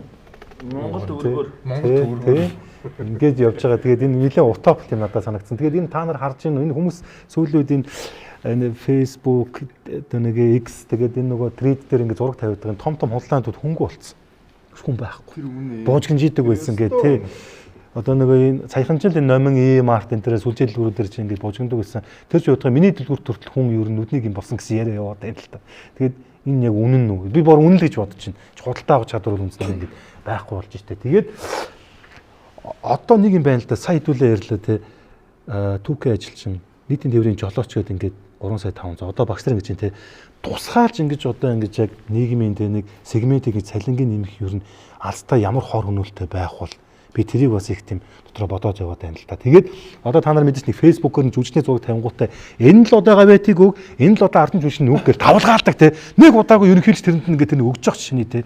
Энд чинь нөгөө түрүү даваа дээр жинс шил тэр нөгөө масс таалагдахын тулд одоо солиорж үж юм л да. Ерөөсө бүгдийн хүслийг биелүүлэх гэдэг байна л да. Гэвч нөгөө хүний хувь заяа худгуй сойр чинь хэмжээтэй гэж нэг манай ухаан тард ярьдаг те. Тэр их мөнгө чинь байгаа мó. За байгаа ч гэсэн энэ чинь бүгдийг ингээд цацаатай үл ер нь юу болох вэ гэж би бодогтэй л да. Та энэ дэр надад нэг хүмүүс маань ер нь Монгол иргэд маань ингээд өнөөдөр л болж ивэл маргааш хамаагүй л гэдэг л тийм л ерөнхийдөө өнөөдрийн өөхөл байвал тэр маргааш хамаагүй гэл. Тэр тэргүй энэ дарга нар идэх юм чинь гэл. Сонгол болонгот л бүгдээрээ хайлал гараад ирдэг шүү дээ. Манай нийгэм би бол тэгж л хардуулсан сүүл рүү юм систем ухсарсан байна гэд. Одоо орон нутгууд дээр бол манай орон нутгийн бундаг маань нөгөө вангууд гэж ирдэг шүү дээ. Өөрийнхөө хамаатан садан эхнэрийнхээ дүү мүү гэдэг ингээд бүгдээр ингээд өөрийнхөө компаниудад хийцэн тэр компаниуд нь тэндээ одоо нөгөө аймгийнхаа засаг дарга марга гэдэг ч юм уу ингээд сайхан пирамид өгсөрцөн. Өөрөө л тэр толгой дээр байхгүй бол тэр пирамид бүгдээр өгсраад тэр бүх хүмүүс 400 мянгаараа ажилгүй болоод хоолгүй болох учраас энэ системийг өдөр байлгахын тулд тэр хүмүүс нь бас давхар ажилдаг болчих. Ерөөс хизэж зөвшөөрөхгүй тэрийг буулгахыг. Ялангуяа орон нутагт бол ерөөс. Тэгээ орон нутагт байж байгаа энэ дарга нар чинь манай баг ихэнх нь эзэлж байгаа шүү дээ тий. Тэгээд попрол нөгөө малчтынхаа нийгмийн даатгалыг нойллол. Надад нэг улсын хурлын гишүүн тэгж хэлсэн шүү. Би уурлаад үгүй яахаараа бидний татварын мөнгөөр ингэж яагаад энэ малчтын нийгмийн даатгалыг ингэж гэсэн чинь ингэж хэлсэн шүү тэр улсын хурлын шүү. Энэ хүмүүс бүх насаараа мал малж байгаа учраас нэг удахгүй шүү дээ. Тэтгэврт гараад нэг удахгүй өгч штэ гэж хэлсэн баг. Юу гэсэн үг наа чи яг юу л вэ? Малчингууд би нөгөө малчтыг хэлэхгүй да. Ингээ яагаад бидний татвар төлсөн мөнгөөр энэ хүмүүсийн нийгмийн даатгал төлөөд байгаа бэ гэсэн чинь тэр хүн болохоор чи юунда барьцаад байгаа юм бэ? Бүх насаараа малсан юм чи эдэр нэг удахгүй штэ тэтгэвэр аваад тэгэл ер нь бол ойчоод бид нар бурхны оронд очсон чи бол бас нэг жоохон амьдрал гэж байна. Чи энэ бол ингээд улс төрчдийн хийдэг ийм л зүйл эдэр бол нэг урт удаан тэтгэвэр аваа явахгүй шүү гэж л хэлсэн. Тэгээ яг амьдралын нөхцөл байдлын болонгууд бас л яг л нэрээ тиймэрхүү л байхгүй. Яг тэр гашуун үннийг тэр уус төгч хэлж байгаа. Нэрийг хэлэхгүй л дээ. Тэгж амар угац. Одоо энэ салбараар одоо ингээд цалин хангамжаа нэмүүлэх гээд одоо юу гарч штэ одоо хүсэлтүүд эхлэн давигчлаа. За энэ бол тийм сайн зүйл биш. Яг гэвэл төрийн алба. Тийм, ялангуяа төрийн алба. Яг тэгээ бид нар ахаал төрийн нөгөө үүрэг оролцоогоо ахаал харж үзье. Одоо ямар ч ажил үүргийн давхардал, ямар ч хэрэгцээгүй оронтой, хэрэгцээгүй агентлаг яам маш олон байна шүү дээ. Сум хүртэл байна. Одоо сум аймагуудыг нэгтгэх, Улаанбаатарын энэ олон хороодыг үгүй ягаад тэр 120 19 зайсан тэр туулын хөвөний хотхнуудад бараг дунд нь ганцхан хороо байх хэрэгтэй байтал ягаад бараг 10 хороо болгож шинээр байгуулад байгаа юм сүүлийн жилүүдэд. Ерөөсөл ямар ч хэрэггүй зардал сонгуульд зориулагдсан юм одоо нөгөө хэсгийн ахлагч энтрийг л үйлдвэрлэхийн тулд хамгаалаад шүү дээ. Тийм. Юмыг үйлдвэрлээд шүү. Тэгэхээр бид нар энэ бүгдийг авч үзэхгүйгээр энэ асуудал шийдэгдэхгүй нэгдүгээр татвар буурахгүй, энэ төрийн дарамт буурахгүй. Хоёрдугаар манай энэ төрд байгаа шийдвэр гаргах процесс чинь энэ ер нь шинжлэх ухаанаас холдсон юм биш үү? Судалгаа шинжилгээ ер нь ашиглахаа болцсон юм биш үү? Би одоо 2 дахь жилдээ төсвийг нэлээд анхааралтай уншиж байгаа юм. Тэгээ тэр төсвүүд дагаад орж ирж байгаа тэр легенд нэг ч ойлгохтой судалгаа байхгүй байгаа байхгүй юу? Зүгээр л төсөв юм байна. Ингэнэгээл ороод ирж байгаа болохоос биш дагалдаж бас зөндөө олон хууль орж ирж байна. Ийм учраас ийм төсөв байгаа. Тэгтэл тэнд ирээсээ ийм судалгаа шинжилгээ байхгүй. За хамгийн сүүлийн жишээ бол сая нэг 9%-аар төрийн албан хаагчдыг цомгодог гэсэн шүү дээ. Тэгэнгүүт ирээсээ ямар ч судалгаа байхгүй. Зүгээр л тэр агентлагийн ч юм уу тэр орон нутгийн цалин хангамжийн зардлыг л багасгацсан байгаа байхгүй юу. Тэгэл энд дүүцүүлэл орон тоогоо та нар өөрсдөө багасга. Гэхдээ яг ямар орон тоонуудыг ажил үүргийн хуваар дээр шинжилгээ судалгаа хийж байгаад ингээд одоо тэр чинь нэг салбар байна да тий тэр салбарт яаж байгаа гэсэн юм байхгүй. Тэгэнгүүт зарим нь улс төрийн үзмжээр хасдаг, зарим нь хүнээ халж чадах субъектив. Хүнээ халж чадахгүй тулд бүх тэр нэмэгдэл урамшуул эднэрийн хасангуудаа үндсэн цалингаар нь он дуустал одоо аруулаа байж яа гэдэг ингээ гар барьцсан ажлаа хийгээ явж байгаа шүү. Тэг ийм л байдлаа. Шинжил ухаанч байдлаасаа илүү хотсон юм бол гэдэг байна. Тэгээд би тойроос асууж байгаа шүү. Одоо нэг юм жишээ тогтлоо шүү. Цалин одоо амьдралд хүрэхгүй байна гэд талбай дээр жигсаад ажил хийх юм бол цалин нэмэгддэм байна гэсэн одоо яг ийм ойлголт бусад одоо яг ажлын байрны сегментүүд төр очиж ин л та. Өнөөдөр багш эмтэр гэж байгаа боловч маргааш нөгөөдөр хаяхад ойрхон байгаа салбарууд бол байгаа шүү. Тэгээ энэ хууль хүчний цагдаа энэ дотоодын зэргийн дээр ажил байвал юу болох вэ те? За тэгэхээр би одоо асуух гээд байгаа нь энэ төсвийн доктортой байдлын зөвлөл энэ Монгол банкны мөнгөний одоо бодлогын хороо те энд байгаа энэ мэрэгжлийн судлаа шинжээчдийн think tank-уудгаа үгийг ер нь ирэх барьж сонсдог юм уу? За нэгдүгээр төрөний чиний асуугаад байгаа ингээд чинь Улаанбаатар хотын захирагч дур мэдээд нэг салбарын цалин нэмж байна да. Энэ бол асар хортой. Цалин гэдэг зүйл за зээлийн хүүч гэж ярьдаг бүгдээр энэ альва зүйлийн үн гэдгийг энэ зах зээлийн эдийн засагт үнээр бүх юм зөв тодорхойлогддог гэдгийг л бид ойлгох хэрэгтэй. Тэр хүний хөдөлмөрийн бүтээмжинд тохирсон үнийг ажил олгогч өгдөг. Энэ бол хөдөлмөрийн үнэлэмж байна. Цалин гэдэг зүгээр нэг топ биш. Тэм учраас нэг нөхрийн гаргасан буруу шийдвэр асар том давалгааг үүсгэж одоо давалгааных нь хоёр дахь үе шат нь явлаа шүү дээ. Таны хэлснээр бол дараагийн үе шатууд явах магадлал өндөр. Энэ бол нийгэмд асар хортой. Жишээ нь тэгэхээр тийм улс орны макро эдийн засгийн хэмжээний томоохон шийдвэр гаргалтыг нэг хотын дарга ч юм уу нэг аймгийн дарга хийх ёсгүй. Энэ бол улс орны хэмжээний бодлогын асуудал байх ёстой. Хоёрдугаарт цалин хөлс гэдгийг хувийн хвшлийн цалин хөлсөд суйрлаж төрн дагах юм уу? Төрн ингэж дураараа нэмэхээр хувийн хвшлэн сандраад бид яах учраа болохоо байх юм уу гэдэг нь эдийн засгийн дарааллын хувьд бас бодлогын асуудал байх ёстой. Чин төр дагаад нэмэхэд бид одоо яах вэ? Одоо хүмүүсийнхээ цалинг нэмэхээс аргагүй болно. Тэгэл нөгөө инфляцийн нөгөө жүтгэрийн тойрог гэдэг рүү бид ороод ямар ч бүтээмжгүй цалин өсгөл мөнгө нь цааш ялцгүй мөнгө нь нэмэгдээл явахаас аргагүй. Төсвийн доктортой байдлын зөвлөлийн гол үүрэг бол төсвийг л хянах. Төсвийн бодлого дээр бид дүнэлт зөвлөмж өгөн төсвийн төсөл, төсвөрөөний мэдээлэл, хөгжлийн төлөвлөгөөний төсөл гүйцэтгэлүүдийг бид шүүн тунгааж, судалгаа шинжилгээ хийж тэрэндээ тохирсон дүгнэлтийг өгнө. За энэ дээр бол дүгнэлт зөвлөмжийг улсын хурлыг л дэмжиж байгаа байгууллага манайх улсын хурлын гишүүдийг мэдээлжүүлэх ер нь төсвийг ингэж баталж болохгүй, энэ болж байна, энэ болохгүй байна. Та нарын үгийг юу сонсож байна уу гэж байна. Тэгэхээр сонсож байгаа гэж би ойлгож байгаа. За түрүү жилээс хойш бид эхлээд мэдээж хэрэгдэнгөөж бид нар чинь шинэ байгуулагдаад эхлээд мэдээж энэ тогтолцоороо харьцангуй одоо бид өөрснөө эрүүл гэж нэг шинэ эдис ороод ирэхэд эхлээд бол аль талууд нь эргэлзэж гайхаж хүлээж авсан. Дараа нь бол бидний үгийг ямар тач хүлээж авдаг болсон их хурлын гишүүд нэлээд тарсаг. Ер нь энэ төсвийн зарлага бууруулж байгаад бол багч гисэн бидний бас оролцоо байгаа болов уу гэж бодож байна. Төсвийн зарлагыг бууруулаад төрийн оролцоог багасгал байвал бид алга тушаал дэмжиж байна. Буцаагаал тэлэх юм бол бид эсэргүүцэн гэсэн. Яг л ийм мэрэгжлийн институт гэж биднийг ойлгоорой. Яг л төсвийн бодлого дээр сонсож байна гэж. За миний хувьд бол судлаачдынхаа үг ерөөс сонсдгоо. Их хурл ямар хүмүүс гардаг гэж тэр ядуу нийгэмд 5 цаас тараасан. Тэр нь тарааж байгаа мөнгө нөө шүү дээ тийм үү? Хөдөлмөрж олсон мөнгө биш. Хулгай мөнгө. Хулгай мөнгө тараагаад гараад ирчээд өөргөө би бүхнээс илүү их мундаг гэдэг ингээ ойлгочдөг. Их хурлын гишүүдтэй би байн харцдаг хүний хувьд энийг баттай хэлж чаддаг. Би 3 парламент дараалаад их хурлд одоо энэ ардс намын ажлын албанд эдийн засгт зөвлөхийг хийгээд энэ төсөвтэй холбоо би сая нэг 4-5 жилийн өмнөх дүгнэлтээ манай энэ Ганбат гишүүн уншиж байгааг нь харсан. Яг энэ өнөөдөр болох процессыг бид нар 3-4 жилийн өмнө хэлж ирсэн байл. Төсвөө та нар ингэж нэмэх юм бол 3-4 жилийн дараа хүмүүсийн амьдрал чинь хүрхгүй болно шүү. Бүх одоо ард түмний чинь амьдрал хүндрэн шүү. Усаа татаж унгаан шүү гэдэг 3-4 жилийн өмнө дүгнэлтээр бичээстэй байл. Тэгэхээр энэ сөрөг хүчин энэ судлаачдынхаа үгийг ерөөсөө эдгээр хүлээж авдаг байхгүй. Одоо сайн цалин нэмэх асуудал байна тийм үү? Цалин нэмэх асуудал дээр цалин нэмэх зөв буруу юу бус тулсын жишг ямар байдгүй гэдгийг хүртэл асууж байгаа хүн алгагүй шүү дээ. Нэмэх нь зөв ашигладаг. Би та нарт нэг дэлхийн улс орнуудын одоо урсгал зардал одоо цалингийн зардал нь урсгал зардлын хэдэн хувь байдгийг би нэг хэдэн жишээ хэлээтгэл дээ. Тэгээ та нар тэр дотор нь ямар улсууд нь хөгждөг юм бэ? Ямар улсууд нь хөгжил муутай байд юм бэ гэдэг. Манайх одоо шүү дээ 30 гараа явчихж байгаа. Урсгал зардалд одоо энэ төрийн албаа хаагчтай одоо сая нэмэлттэй холбоотой бүр бараг 40 рүү төгсөж байгаа. За тэгэхээр хамгийн өндөр одоо тэр урсгал зардал нь цалин зориулдаг улс болохоор Мозамбик 62%, Лаос 50%, Ирак 51%, Киргизстан 43%, Сенегал 37%, Намиб 38%, Марокко 38%. Энэ манайх төстэй улсуудны Сенегал. Манай найзууд л гэсэн үг үү? Тий.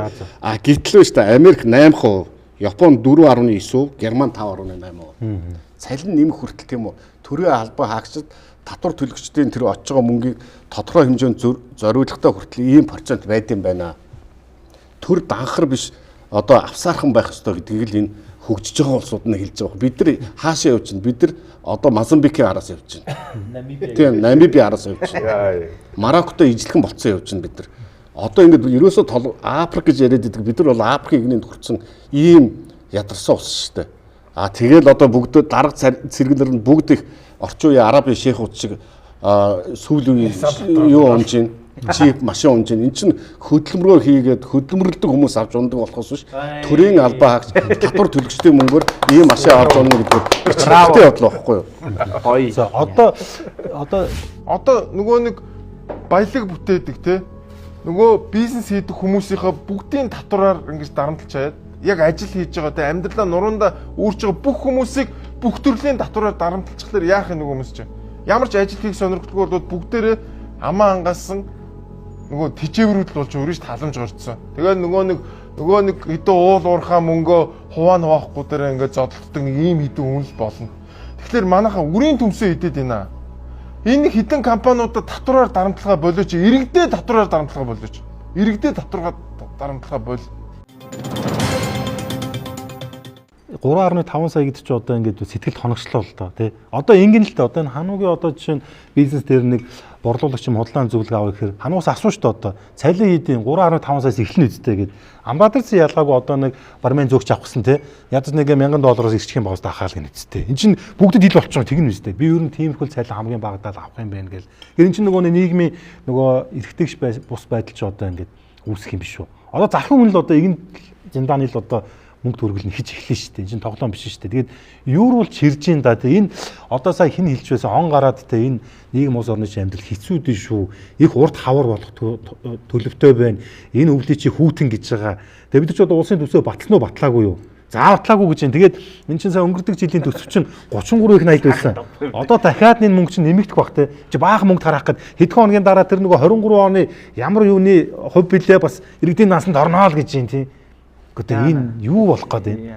Найзуудаа нэг надтай яриач. Би энэ хоёроос нэг асуучих. Энэ жил шинжилгээ захиалга юм хэр байгаа? Айгуу мó. Би одоо хөрх юмтай өөрөө. За ийм гэж энэ хоёр л одоо их орлого олох хэрэгтэй 12 сард. Байгууллагууд ингэж хэлээ. Хамтлаг дуучныхаа мөнгийг ер нь бага өгнө. За тэгээ ер нь таньж байгаа ажилтнуудаа ингээд та нар ингээд дуудвал нийтээрээ янз янзын уралдаан зарлаад тэгээ хамгийн одоо сайнуудад нь тэр мөнгнүүдөө өгнө гэж. Тэгээ за хөтлөгч бол ингээд байх ёстой учраас гэж. Тэгээд яаж утсан байх юм шиг байгаа. Тэгээд миний хувьд бол одоо байдлаа 3-ыг л авчаад байж чинь. Тийм тэгэхээр ч одоо сар одоо нэг сайн үзээ сарын дараа шинэ жил болоод эхэллээ шүү дээ. Үйлчлэгийн салбарууд ч бүр өмнө нь хийдэ. 11 сарын 20 дээрх бол хийж чинь. Тэгээд нөгөө өөртөө шинэ жил авдаг янз янзын салбарууд тэгдэг. Тэгээд бүр хазаагаад өөр юу сэдврүүгөө ороход ингээд ах шиг үнтэй ер нь энэ хөгжиж байгаа улсад ингээд хийх юм зөндөөл байдаг байх. Би зүгээр тэгж бодоод байд. Ингээд зөндөөл байгаа. Тэгэл энэ эд чинь ингээд худлаа яриад яаж игээл дарга болчоод нөгөө систем рүүгээ нөгөө өөрт нь мөнгө өгсөн хүмүүсээ нэг юм дээр тавихгүй бол болохгүй. Тэнгүүтэл нэг уран арга боддог юм уу яадаг юм. За ийм ч юм хэрэгтэй гадны улсад ийм ч юм байд юм ийм ч юм байд юм баахан ийм нэг юм өөрийгөө тойруулсан хэрэгтэй хэрэггүй баахан юм систем ухсар шайл. Тэгэл тэрлүү нөгөө бидний төлсөн татварч юм гэлэрсэн. Тэгэл дангаалгал. Тэгэл өөрөө бол тэндээ нөгөө лаглаг машин унаал бидний татврын мөнгөөр гадагшаа аялал зугаалал одоо ямар олон явт юм бэ тий. Би одоо бүр улсын хурлын гишүүнийг бүр гайхсан шүү дээ. 30-40 удаа явдаг ч гадаад руу томилолтоор. Тэгээд баасан чацаа хийж яваад идэв. 4 жил дүү 1 жил дүү? 1 жилд. Би бурхан минь. Амар байгааз. Тэгээд тэд нар чинь зүгээр явахгүй шүү дээ. Бизнес классаар нисэн. Тэгээд татвар төлөгчдийн нөгөө бензинийн хийдэг мятын онгоцор явж байгаа. Тэгэл утгагүй байхгүй. Очоод тэнд бууж байгаа буудал ямар буудал дуу. Улсын хурлын гишүүн чинь Шангрилад буун. Мэдхгүй одоо үнэтэй буудал буун. $500 буун. Тэгээд зүгээр явахгүй автобусын цугаа явахгүй шүү дээ. Дахиад $100-оор таксид нь ийшээ тийшээ Норвег руу хэдэн ч удаа явдیں۔ Гэхдээ энэ томилт бомилтыг яаралтай бүр гишүүн хүртэл сайд хүртэл багсах хэрэгтэй л гэж би боддог.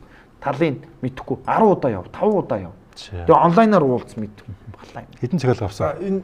Энэ жил одоохондоо нэг ч захиалга байхгүй наа. За би ч бадарсан 2-2 баатсан гэж тийм. Тэгээ би ч өөрхөн амтан бас хальт олонний танилгүй юм би ч. Өөрхөн амтан намайг бодоод олон авсан багс.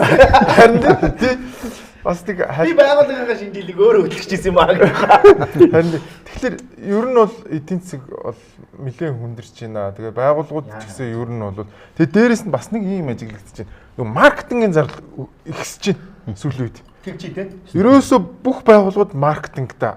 Энэ юу гэсэн үг гэхлээр борлуулалт нь унцаа гэсэн үг.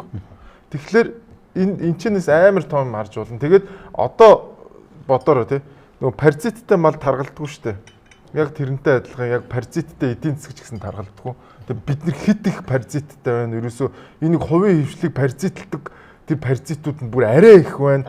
Тийм учраас одоо баг тэр нөгөө мө сайлын ганц үнэ чи ер нь баг өнөө маргаашгүй ер нь сөхрөөд унахад бэлэн болцсон байх шүү л гэж хэлмээр яг байна. Тэгээ яг цалин хөлсийг ингэж 3.5 гээл тогтоогоод байна. Түрүүний тэр түүх гэдэр дээр бол тэр хүмүүс баг цалин авах хэрэгтэй гэж байгаа юм биш. Гэхдээ хөдөлмөрийн үнэлэмж бүтээн мэрэгчлэлтэй тохирох хэрэгтэй. Эмч багш нарын хувьд бол бас өөр. Монгол улсад эмч багш нар улсын дунджаас баг цалин авдаг байхад энэ улс хизээч өгчихгүй. Улсын дунджаас баг эмч багш нарыг ялангуяа сургуулийн өмнөх боловсрол, баг боловсрол дээр чадварлаг, өндөр цалинтай байж чадварлаг хүмүүс очдог байх ёстой. Гэтэл өнөөдөр элсэлтийн ерөнхий шалгалтын дээр 480 авсан. Энэ бол үнэхээр 480 гэдэг бол бас үнэхээр харамсалтай тоо. Тийм хүмүүс ингээд Монгол улсын ирээдүйг хөгжүүлээд нөгөө 20 50-д нь хүргэнэ гэдэг ойлголт бол байхгүй. Та эргээ чанарыг нэгчин шүү дээ. Чанарыг нэхнэ. Тийм учраас эмч багш нарыг бол бид цаашдаа аль төрлийн бодлогоор бид нар эрүүл Монгол хүн, боловсролтой Монгол хүнийг бий болгоход тэр өндөр цалинтай байх тэр бодлогыг аажим хийх ёстой. Ингэж Монгол улсын ирээдүй арай илүү тод харагдана. Нөгөө талд нь бүтээмжтэй байх ёстой. Нөгөө талд нь бид нар эдийн засгийг хөгжүүлж, төрөлжүүлж энэ цалин нэмэх тэр орон зайг нь гаргах ёстой. Эдийн засаг нь энд байгаад тахтал цалин хөлс мөнгөний нийлүүлэлт ингээд байвал зүгээр л бид инфляц үйлдвэрлэнэ. Ямар ч нэмэр байхгүйгээр эргээл тэр тойрогтой орно. Өнөөдөр бид цалин нэмсэн 3 жилийн дараа дахиад цалин нэмэх асуудал руу орно. Тэгтээ хоосон цалин нэмэлт энэ бол бодит цалин, бодит орлогын амьдралын чанарын өсөлтийг хийж чадахгүй. Тийм учраас энэ цалин өсөлтний бодлого гэдэг зүйлийг макро эдийн засгийн түвшинд нь зөв болох ёстой. Төсвийн бодлого ч гэсэн сүүлийн үед сая даваа хэлж шít. Улаанбаатар хот засгийн газраар баталгаа гаргуулаад энэ боржуур энэ явгууны замыг сольж байгаа юм. Улсын төсөв, улс төсвөө тодтогоог байхад Улаанбаатар хот төсвөө тодтогоол хөрөнгөний зардал нэмэл явж байгаа. Тэгэхээр энэ Монгол улсын нэгдмэл бодлого хаана байгаа юм?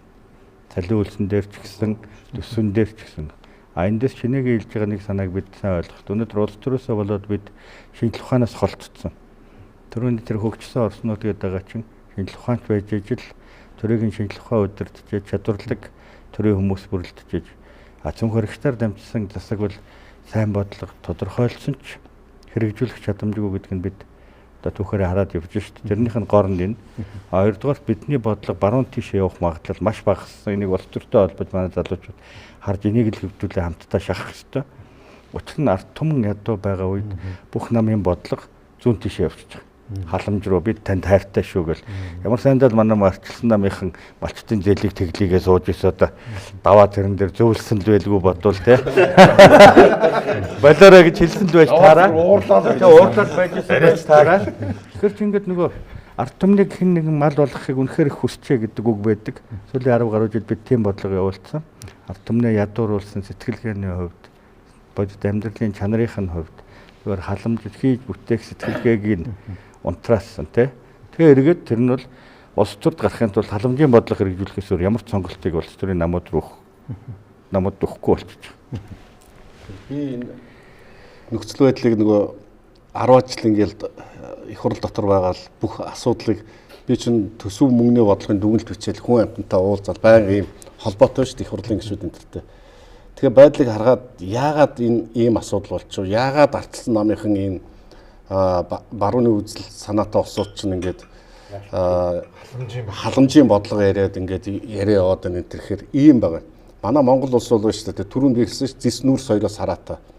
Энэ хоёр дээр байгалийн одоо нөгөө баялагын хараал гэдэг шүү хараал тусцсан ус байхгүй манай.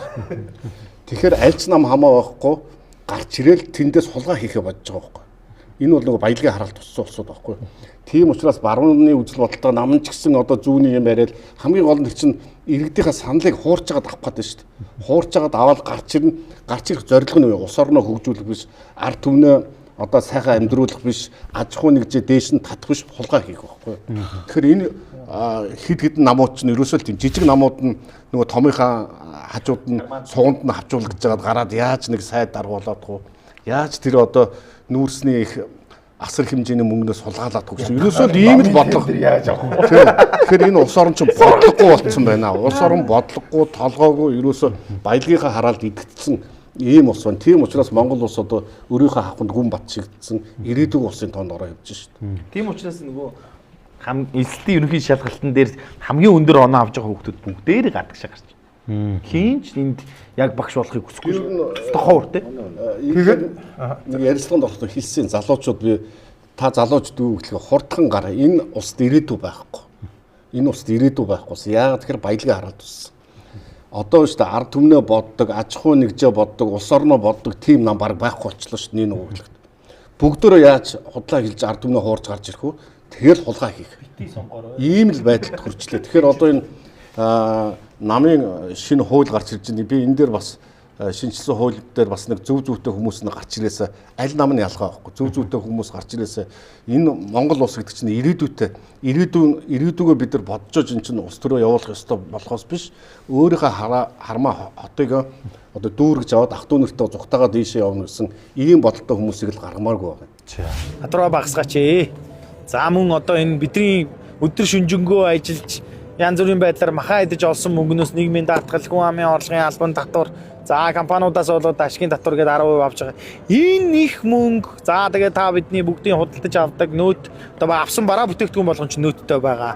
За тэгээд энэ их мөнгө татварын мөнгийг аваад энэ хүмүүс яаж үрж байгааг харлаа.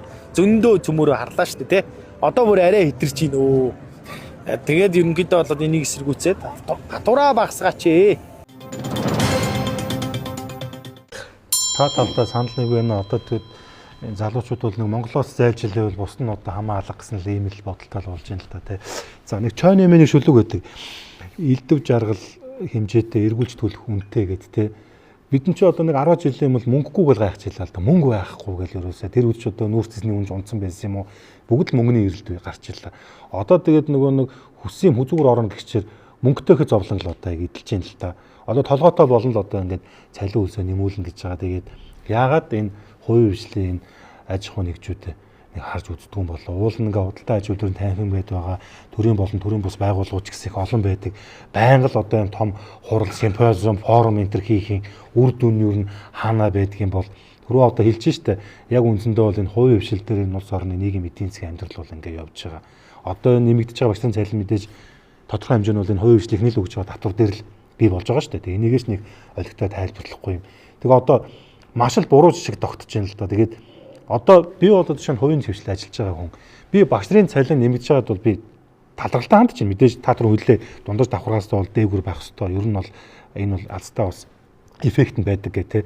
Гэтэл чин энэ тийм одоо тий багш эмчнэр ингээ нэмүүлээ дараа нь одоо өөр ямар ч төвсийн байгууллага төрийн байгууллага нэмэгдээ би мэдэхгүй. Хувийн хвшилт одоо бид нар яг ин дагаад нэмэх боломж тэр бүрт байхгүй шүү дээ. Ерөөсө бүгд яг бидний ярьдаг юм ярьж эхэлж байна. Одоо Зандан шатар даргач ярьлаа, амар баясгалан ярьлаа. За манай ардсан намынхан ярьлаа ингэ.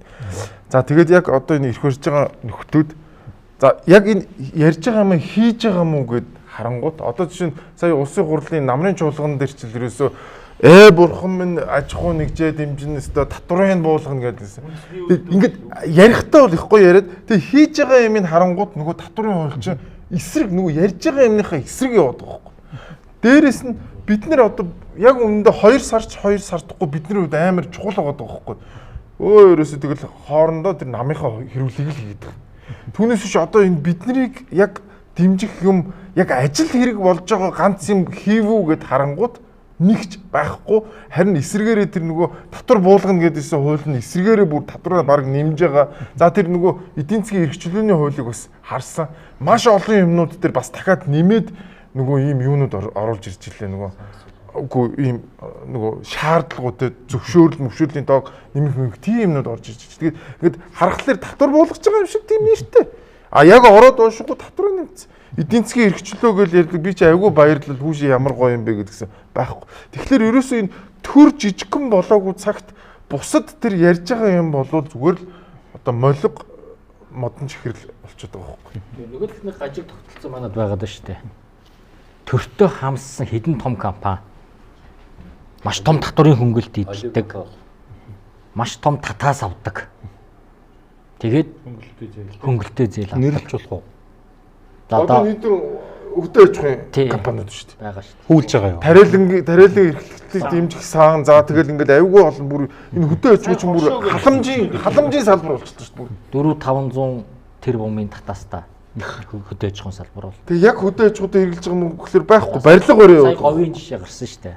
Одоо санхүүгийн зохицуулгороноос дүгнэлтүүд гарсан байгаа тийм ээ. Тэр ноолуурын хөнгөлтэй зээлийнхаа хэдэн хувийн ноолуурт ашиглаад хэдийн бусад бизнестэй ашигласан бай. Уг нь 100% ноолуурт ашиглах хэрэгтэй шүү дээ. Санхүүгийн зохицуулгорон дээр юу н гарсан байх жишээний. Тий. За сүүлд нэг гурилын бизнес эрхлэгчтэй уулзсан чинь энэ гурил буудаанд олгоод байгаа энэ хөнгөлтэй зээлэр чинь гурил үйлдвэрлэдэггүй шүү дээ. Маш угаар нь гурилаа үйлдвэрлээд үлдснээр нь Улаанбаатар хотод орон сууц баяж зардаг шүү дээ. Тэрнээсээ л ашиг болдог. Гэхдээ тэр зээлийн хүн гүүгийн татаасыг бусад жижиг дунд бизнесүүд нуруундаа үрдэг байхгүй. Тэгэхээр манайд өнөөдөр ингээд төртөө хамссан магадгүй ерөнхий сайдын дэргэд нэг эдийн засгийн зөвлөлд байгаа хэдэн компаниуд маш том татварын хөнгөлт идэлдэг. Татаас авдаг. За тэрний одоо ачааг нь иргэд жижиг дунд бизнесүүд үүрдэг. Ийм бас нэг төртөө хамссан ийм бас гаж тогтолцоо бас үүсчихэд юу болов. Хэдхэн компани биш хөнгөлтөө зээл авдаг, зээлээ тэглүүлдэг. Татаас авдаг. Тэгэхээр одоо бидэд өөрчлөх маш их юм байна л гэсэн үг. Өстөө нэг дуустдаггүй яриа. Тэгээ одоо хэдүүлээ нийгэмдээ санал нэгдлээ шүү дээ. Энэ мөнгө бол эцтэй татвар төлөгчтэй л одоо тий улсдаа тушааж байгаа энэ мөнгийг л энэ хэдэн багш нарт болон дараагийн эмчнэр одоо хинт ч өдөө өгж шүү дээ. Тэгээд энэ нэг юм байна л та. Биднээс одоо ингээд зөвшөөрөл юм уу бидний саналыг юу яагаад сонсохгүй шууд ингээд өөрийнхөө карманаас гаргаж өгч байгаа юм шиг ингэж тараагаад байгаа. Энэ одоо шийдвэр гаргаж байгаа улсууд бол хүний гардаар 5 цаас тавьж үзээгүй. Энэ янз бүрийн одоо хүн амын ч юм уу тий нөөтөн ч юм уу баахан татвар төлж үзээгүй улсууд ингээд бидний өмнөөс ингээд шийдвэр гаргаад өөрөөр хэлэх юм бол бидний карманаас аваад бидний нэгнийд ингээд өгөөд байна л та. Өөр ингээд харагдахаараа ингээд төр засагч юм уу эсвэл тэр нэг эрх баригчд гэсэн тийм ойлголт төрүүлээд байна шүү дээ. Яг энэ дээр тэгтээ нэг зүйлийг бас тодруулахад төсвийн зарлагыг бид нар 32.9 их 80 төгрөг оруулаад ирсэн. Тэрийг бол нэмэхгүй гэж ойлгож байгаа.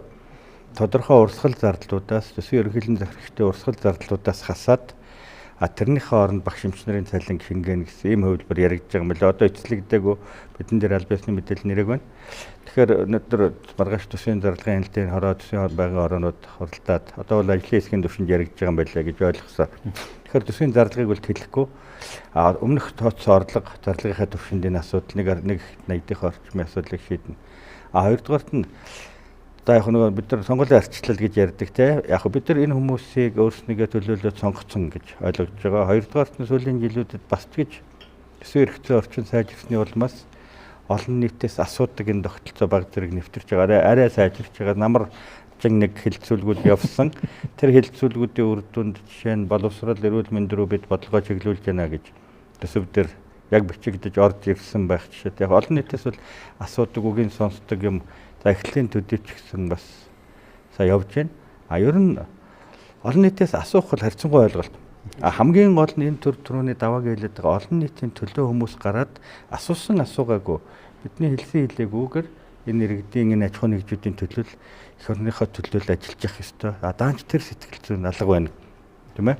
Хувийн эрх ашиг, хувийн бүлэглэлийн эрх ашигын төлөө хэд улаарын шунсан, хувийн эрх ашиг хангахын төлөх улс орон ард иргэдийн язгуур эрх ашигыг нэгдүгээр тавьж чаддаггүй тийм хүмүүс ишиг олноороо орж байгаа учраас тэгэхээр бүгдээрээ биш олноороо орж байгаа учраас улс орны нөхцөл байдал юм байна л гэж хэлэх байна.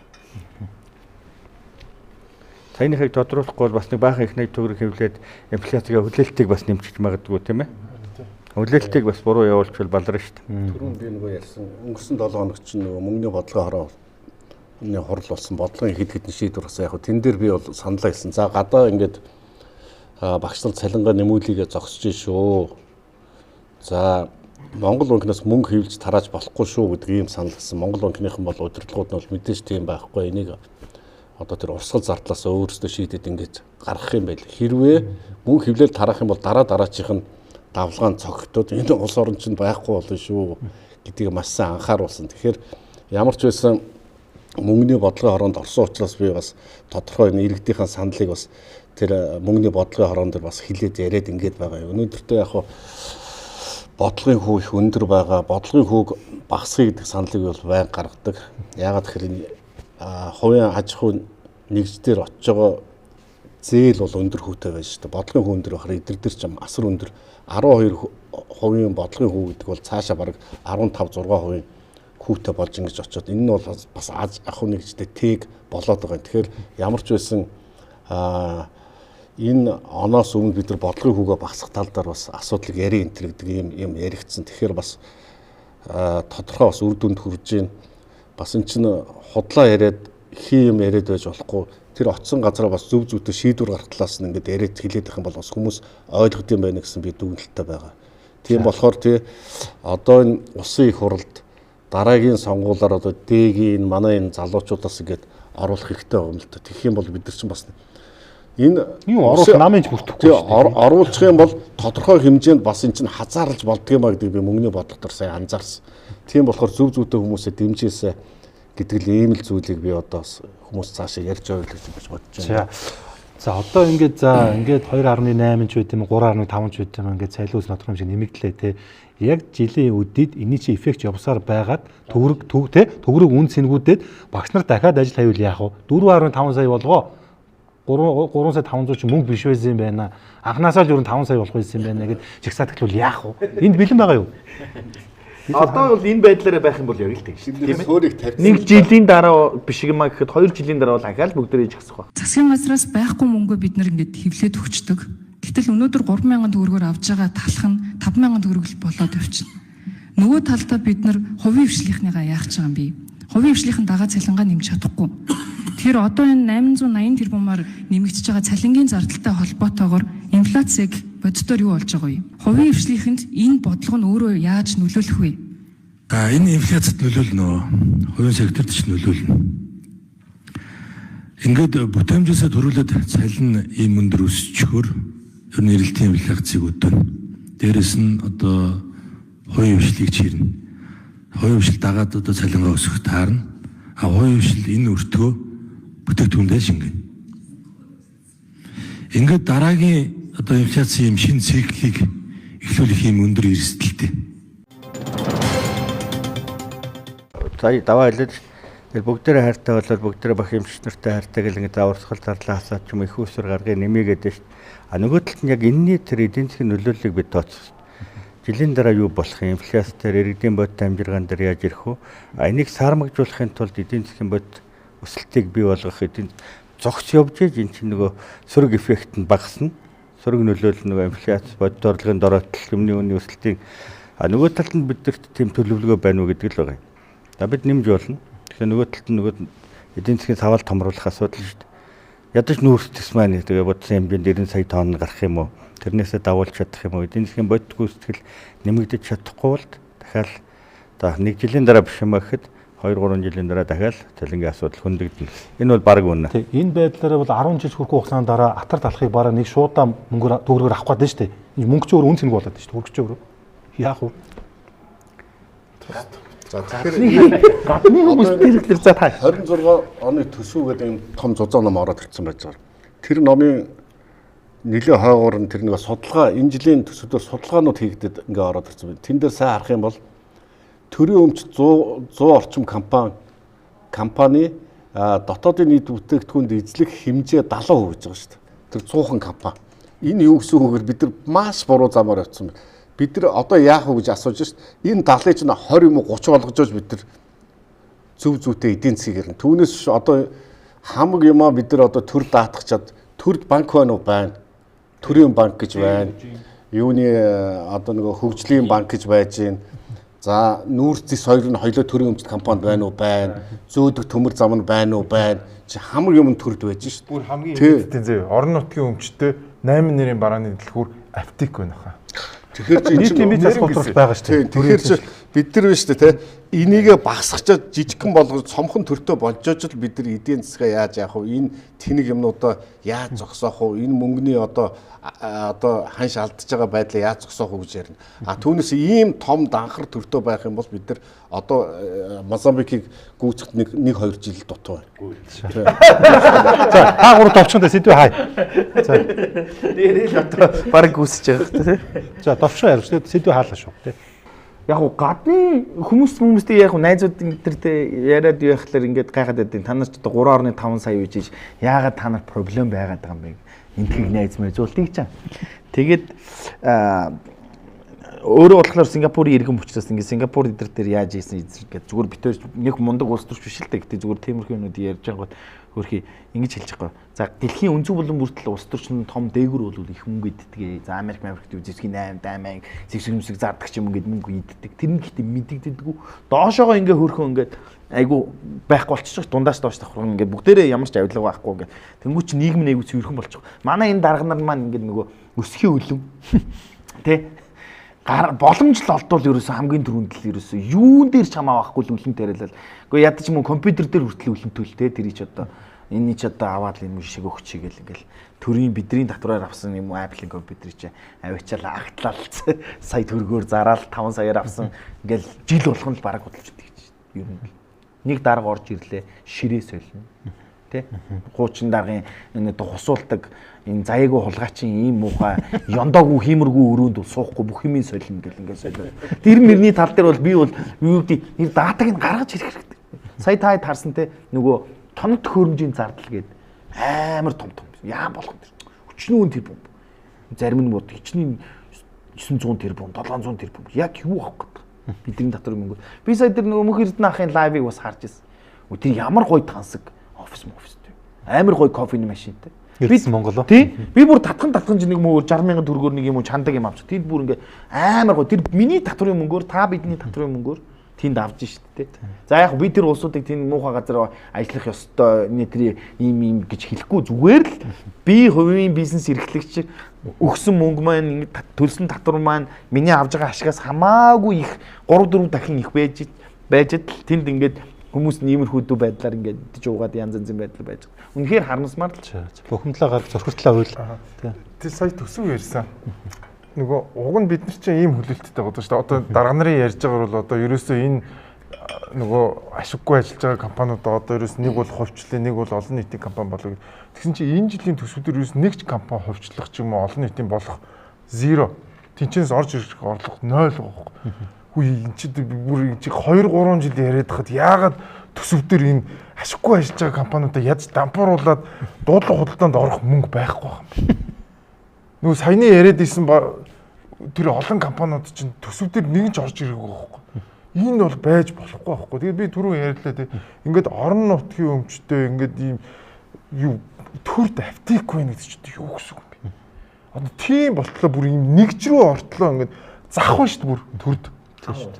Тий хав бол дүрхт зах байна. Одоо яг танаа энэ гадаа чинь нийслэлийн өмчтэй 3 давхар үйлчлэгний хэдв баригдаж байна. Доороо гарааштай. Түрээслүүлнэ. Та нар санаж ин мөрөнд нэг зах шатлаа штэ. Орон нутгийн өмчтэй байгаа. Чи юу гэсэн үг юм бэ? Одоо бид нар чи одоо хаашаа эн чи фашист эдийн засаг штэ. Бидний фашист эдийн засгийн тогтолцоо руу яваад байна. Хувийн өмч байх боловч ихэнх нөгөө хувийн өмчийг хэрхэн зарцуулах, захиран зарцуулах юмыг төр дарга нар мэддэг ийм эдийн засгийн тогтолцоог фашист эдийн засгийн тогтолцоо гэдэг юм а. Бид нэр фашист тогтолцоо руу яваад байна. Өнгөрсөн жилийн төсөв яригдж хахад нэг хэд хэдэн асуудал яригдсан байхгүй юу? Тэгээд тэрнээс яг нэг бүтэн жил явчихж байгаа юм. Тэр асуудлуудаас нэг нь шийдэгдэггүй. Манайх ерөөс бодлогын ажил хийхэ болцсон ба шүү дээ. Зүгээр л гал унтраадаг. Багш нар жагсаж яаг л тэгвэл хэд хэдэн гишүүн гүгээд очсон. Багш нарынхаа талд бий байна гэх. Нөгөө багш нарын талд тий ахмадууд ирэл тэтгэвэр асуудалтай байна. Бидний тэтгэвэр амьдрал төрөхгүй нэг би ахмадынхаа талд гэдэг нэг уралдаан болсон. Уг нь тэднэртэй тэмцэх гээд байгаа тий. Нэг тал болчиход байна тий бүр. Тэгсэн чинь яг тэр өнгөрсөн жилийн төсвийн үеэр За энэ улсын төсвийн хөрөнгө оруулалтаар тийм ээ. Ямар асуудлыг шийддэг? Улсын төсвийн хөрөнгө оруулалтыг зохицуулсан хууль эрх зүйн орчинтой болыг аль вайн гоё юм байна гэж олон улсын хурлын гишүүд яриад байсан. Тэр хуулийн сурагч байхгүй. За улсын хурлаар 2 тогтоол баталсан. Энэ төсвийн харилцаа, энэ төрийн өмч, энэ төрийн оролцоо тий энэ төсвөдөө холбоотой асуудал, гадаадын зээлийн ашиглалт энэ төр гээд энэ дээр ажиллаа бид нар сайжруулнаа гэсэн тэр 2 тогтоолын хэрэгжилт ер нь одоо ямар байгаа гэдэг нь юм хэдэн үеийн хэрэгжилтэй байгаа гэдэг нь байхгүй байхгүй. За тэгээд бас нөгөө одоо бидний яриад байгаа татварыг тий тэр үед ч одоо өнгөрсөн намар бол бүгд ярьсан шүү дээ их хурлын гишүүд. За сайхан болгоно гэсэн. Тэгэхээр одоо нөгөө нэг яг юм бодлогын ажлууд нь ягаа явах болчихвоо гэдэг асуудал байгаа даахгүй. Энэ бодлогын ажил явдаг байхгүй нь энэ чирээсээ зүгээр нэг гал унтраасан улс төрийн ажил яваал. Тэгээд яг 27-8 онд нөгөө шинэ оршооны 2-3 дугаар хуулиар гарч ирнэ шүү дээ. Дахиад нөгөө ахмадын тэтгэврийг нэмэх 2-3 дугаар аян гарч ирнэ. Ийм юм одоо зөвхөн трейлер явж байгаа удахгүй бүтээн ангаараа гарах юм байна те. За тэр бодлогын ажил маань ингээ явахгүй болчиход байдаг. Уг нь яриад байгаа юм. Тийм л юм хийчихвэл ерөөсөө тэр нь ингээд урагшаа явахгүй болчиход байна. Товчхон ганц юм үлч. Тэгээ яг бид нар хангалттай шүүмжлээ тийм бодлогогүй байна. Одоо баялагийг хараад эц. Би яг нөгөө Монгол хүний характерыг хараад бас судлаач хүний үед ингээд түүх мөхийн судлахаар яг тэр манжууд өнөөгийн сайд дарга нарын хараш яг байсан байгаа байхгүй. Манжийн тэр одоо хаантаа холдох 3-4 л очих хэрэгтэй юм л дээ. 40-50-аар очдөг. Тэгээд нөгөө хэрэгэм зэрэгээ гориллоод нөгөө дүүлчин 7 хоног болоод явах хэрэгтэй бүтэн сараа идэж уугаад архитект тэнд байж идэг. Тэр манжийн үеийн тэр нөгөө хаадуудын одоо араншин бол яг өнөөдрийн хүн тэр байж байгаа байхгүй. Манай энэ ирэхээр гэж байгаа энэ дарга зайд нар бүгдөө дураараа гадагшаа маш олон хоногоор явдаг. Янз бүрийн одоо татвар төлөгчдийн мөнгийг. Тэгэхээр энэ бас судлах сэдв юм байлээ энэ. Энэ Монгол хүний бас цуснд ийм байна уу гэдэг бас судлах ёстой юм байна. За цаг болсон манайхаа. За одоо яа.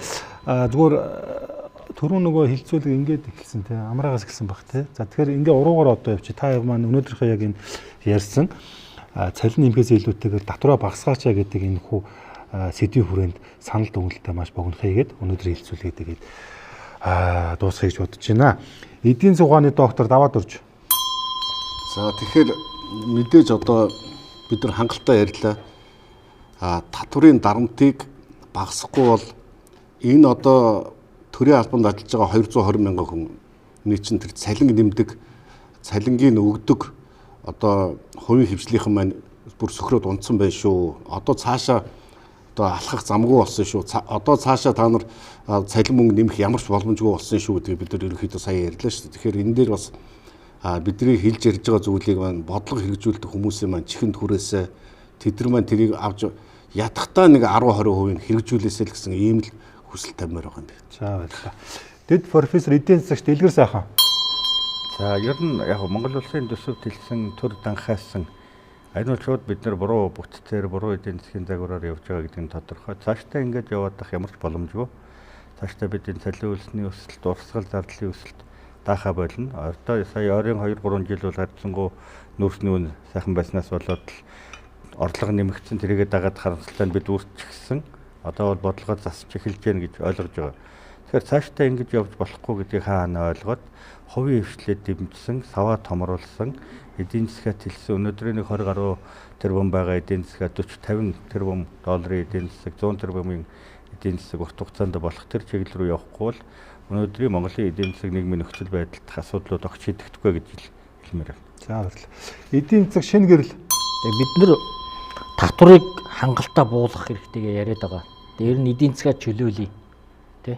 Цаашд хөгжгүү таалгаа нийлгээ яриад байгаа шүү дээ. Энэний хүрээнд бол хэд хэдэн ажлыг бол бид нар зэрэг хиймээр юм байна.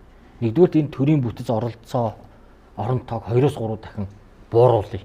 Бүр ирсэн. Хоёрдугаар энэ төрийн эдийн засаг, энэ төрийн өмчийн компаниудыг энэ төр дэх эдийн засгийн оролцоог яах юм? Энэ төр хувийн хэвшил хийж байгаа бол төр болий. Одоо нүүрсийг хийж иж, зэсийг хийж иж, энийг олон нийтийн компани болгоё. Тэр зах маха бүгдийг ингээд ховд өг.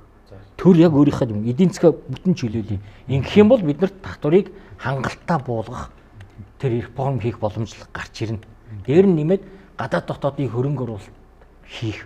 Хөрөнгө оруулалтын тэр орчноо одоо бид нар олон жил боомллоо шүү дээ. Нэг л их оронч хүмүүс болж энийгээ болий. Бүр гадаадын хөрөнгө оруулалтад үе таалгаа нээ. Үнэхээр Монголд хөрөнгө оруулах тэр боломжийг л бий болгоё. Ингэж л энэ хэдэн ажлыг бид зэрэг хийж цаашаа явна. Өөр одоо сонголтгүй болчихлоо шүү дээ. За баярлалаа.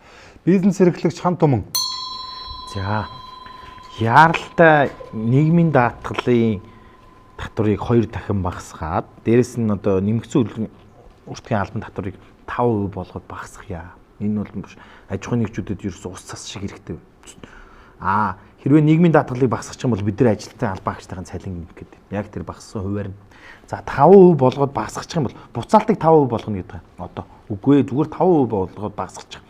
Бид нар одоо нөгөө татвар төлж байгаа компаниуд нь жоохон амьсгаа авъя. Төлдөггүй хүмүүс нь нийгмийн даатгалаа одоо 2 тайлан гаргадаг, огт төлдөггүй хүмүүс нь 5% болцсон юм чинь би одоо ингээд авилга өгч явахаар ингээд жил болгон хуржиж хүмүүст торгуулж эдрийн ая талыг харж байхаар зүгээр төлөө явчих гэх асар хэмжээгээр энэ татврын бааз зур чинь нэмэгдэх гээд байна. Тэгэхээр яаралтай энэ нэг 2 юмыг хурдан хийя. Энэ жилдээ багтаага за болохгүй бол дараа жилийн хавар гэхэд хийхгүй бол энэ баларлаа. За баярлалаа. Бизнес эрхлэгч Амар Төвшин. Өчигдөрхөн нэг тийм мэдээ явж илээ. Татврынхан бөөнөрөө дарга нар нийлээд 26 тэрбумыг идсэн ч гэлөө. Тэгээд ер нь яах гэж татвар төлөд байгаа юм бэ бид нар? Тэ?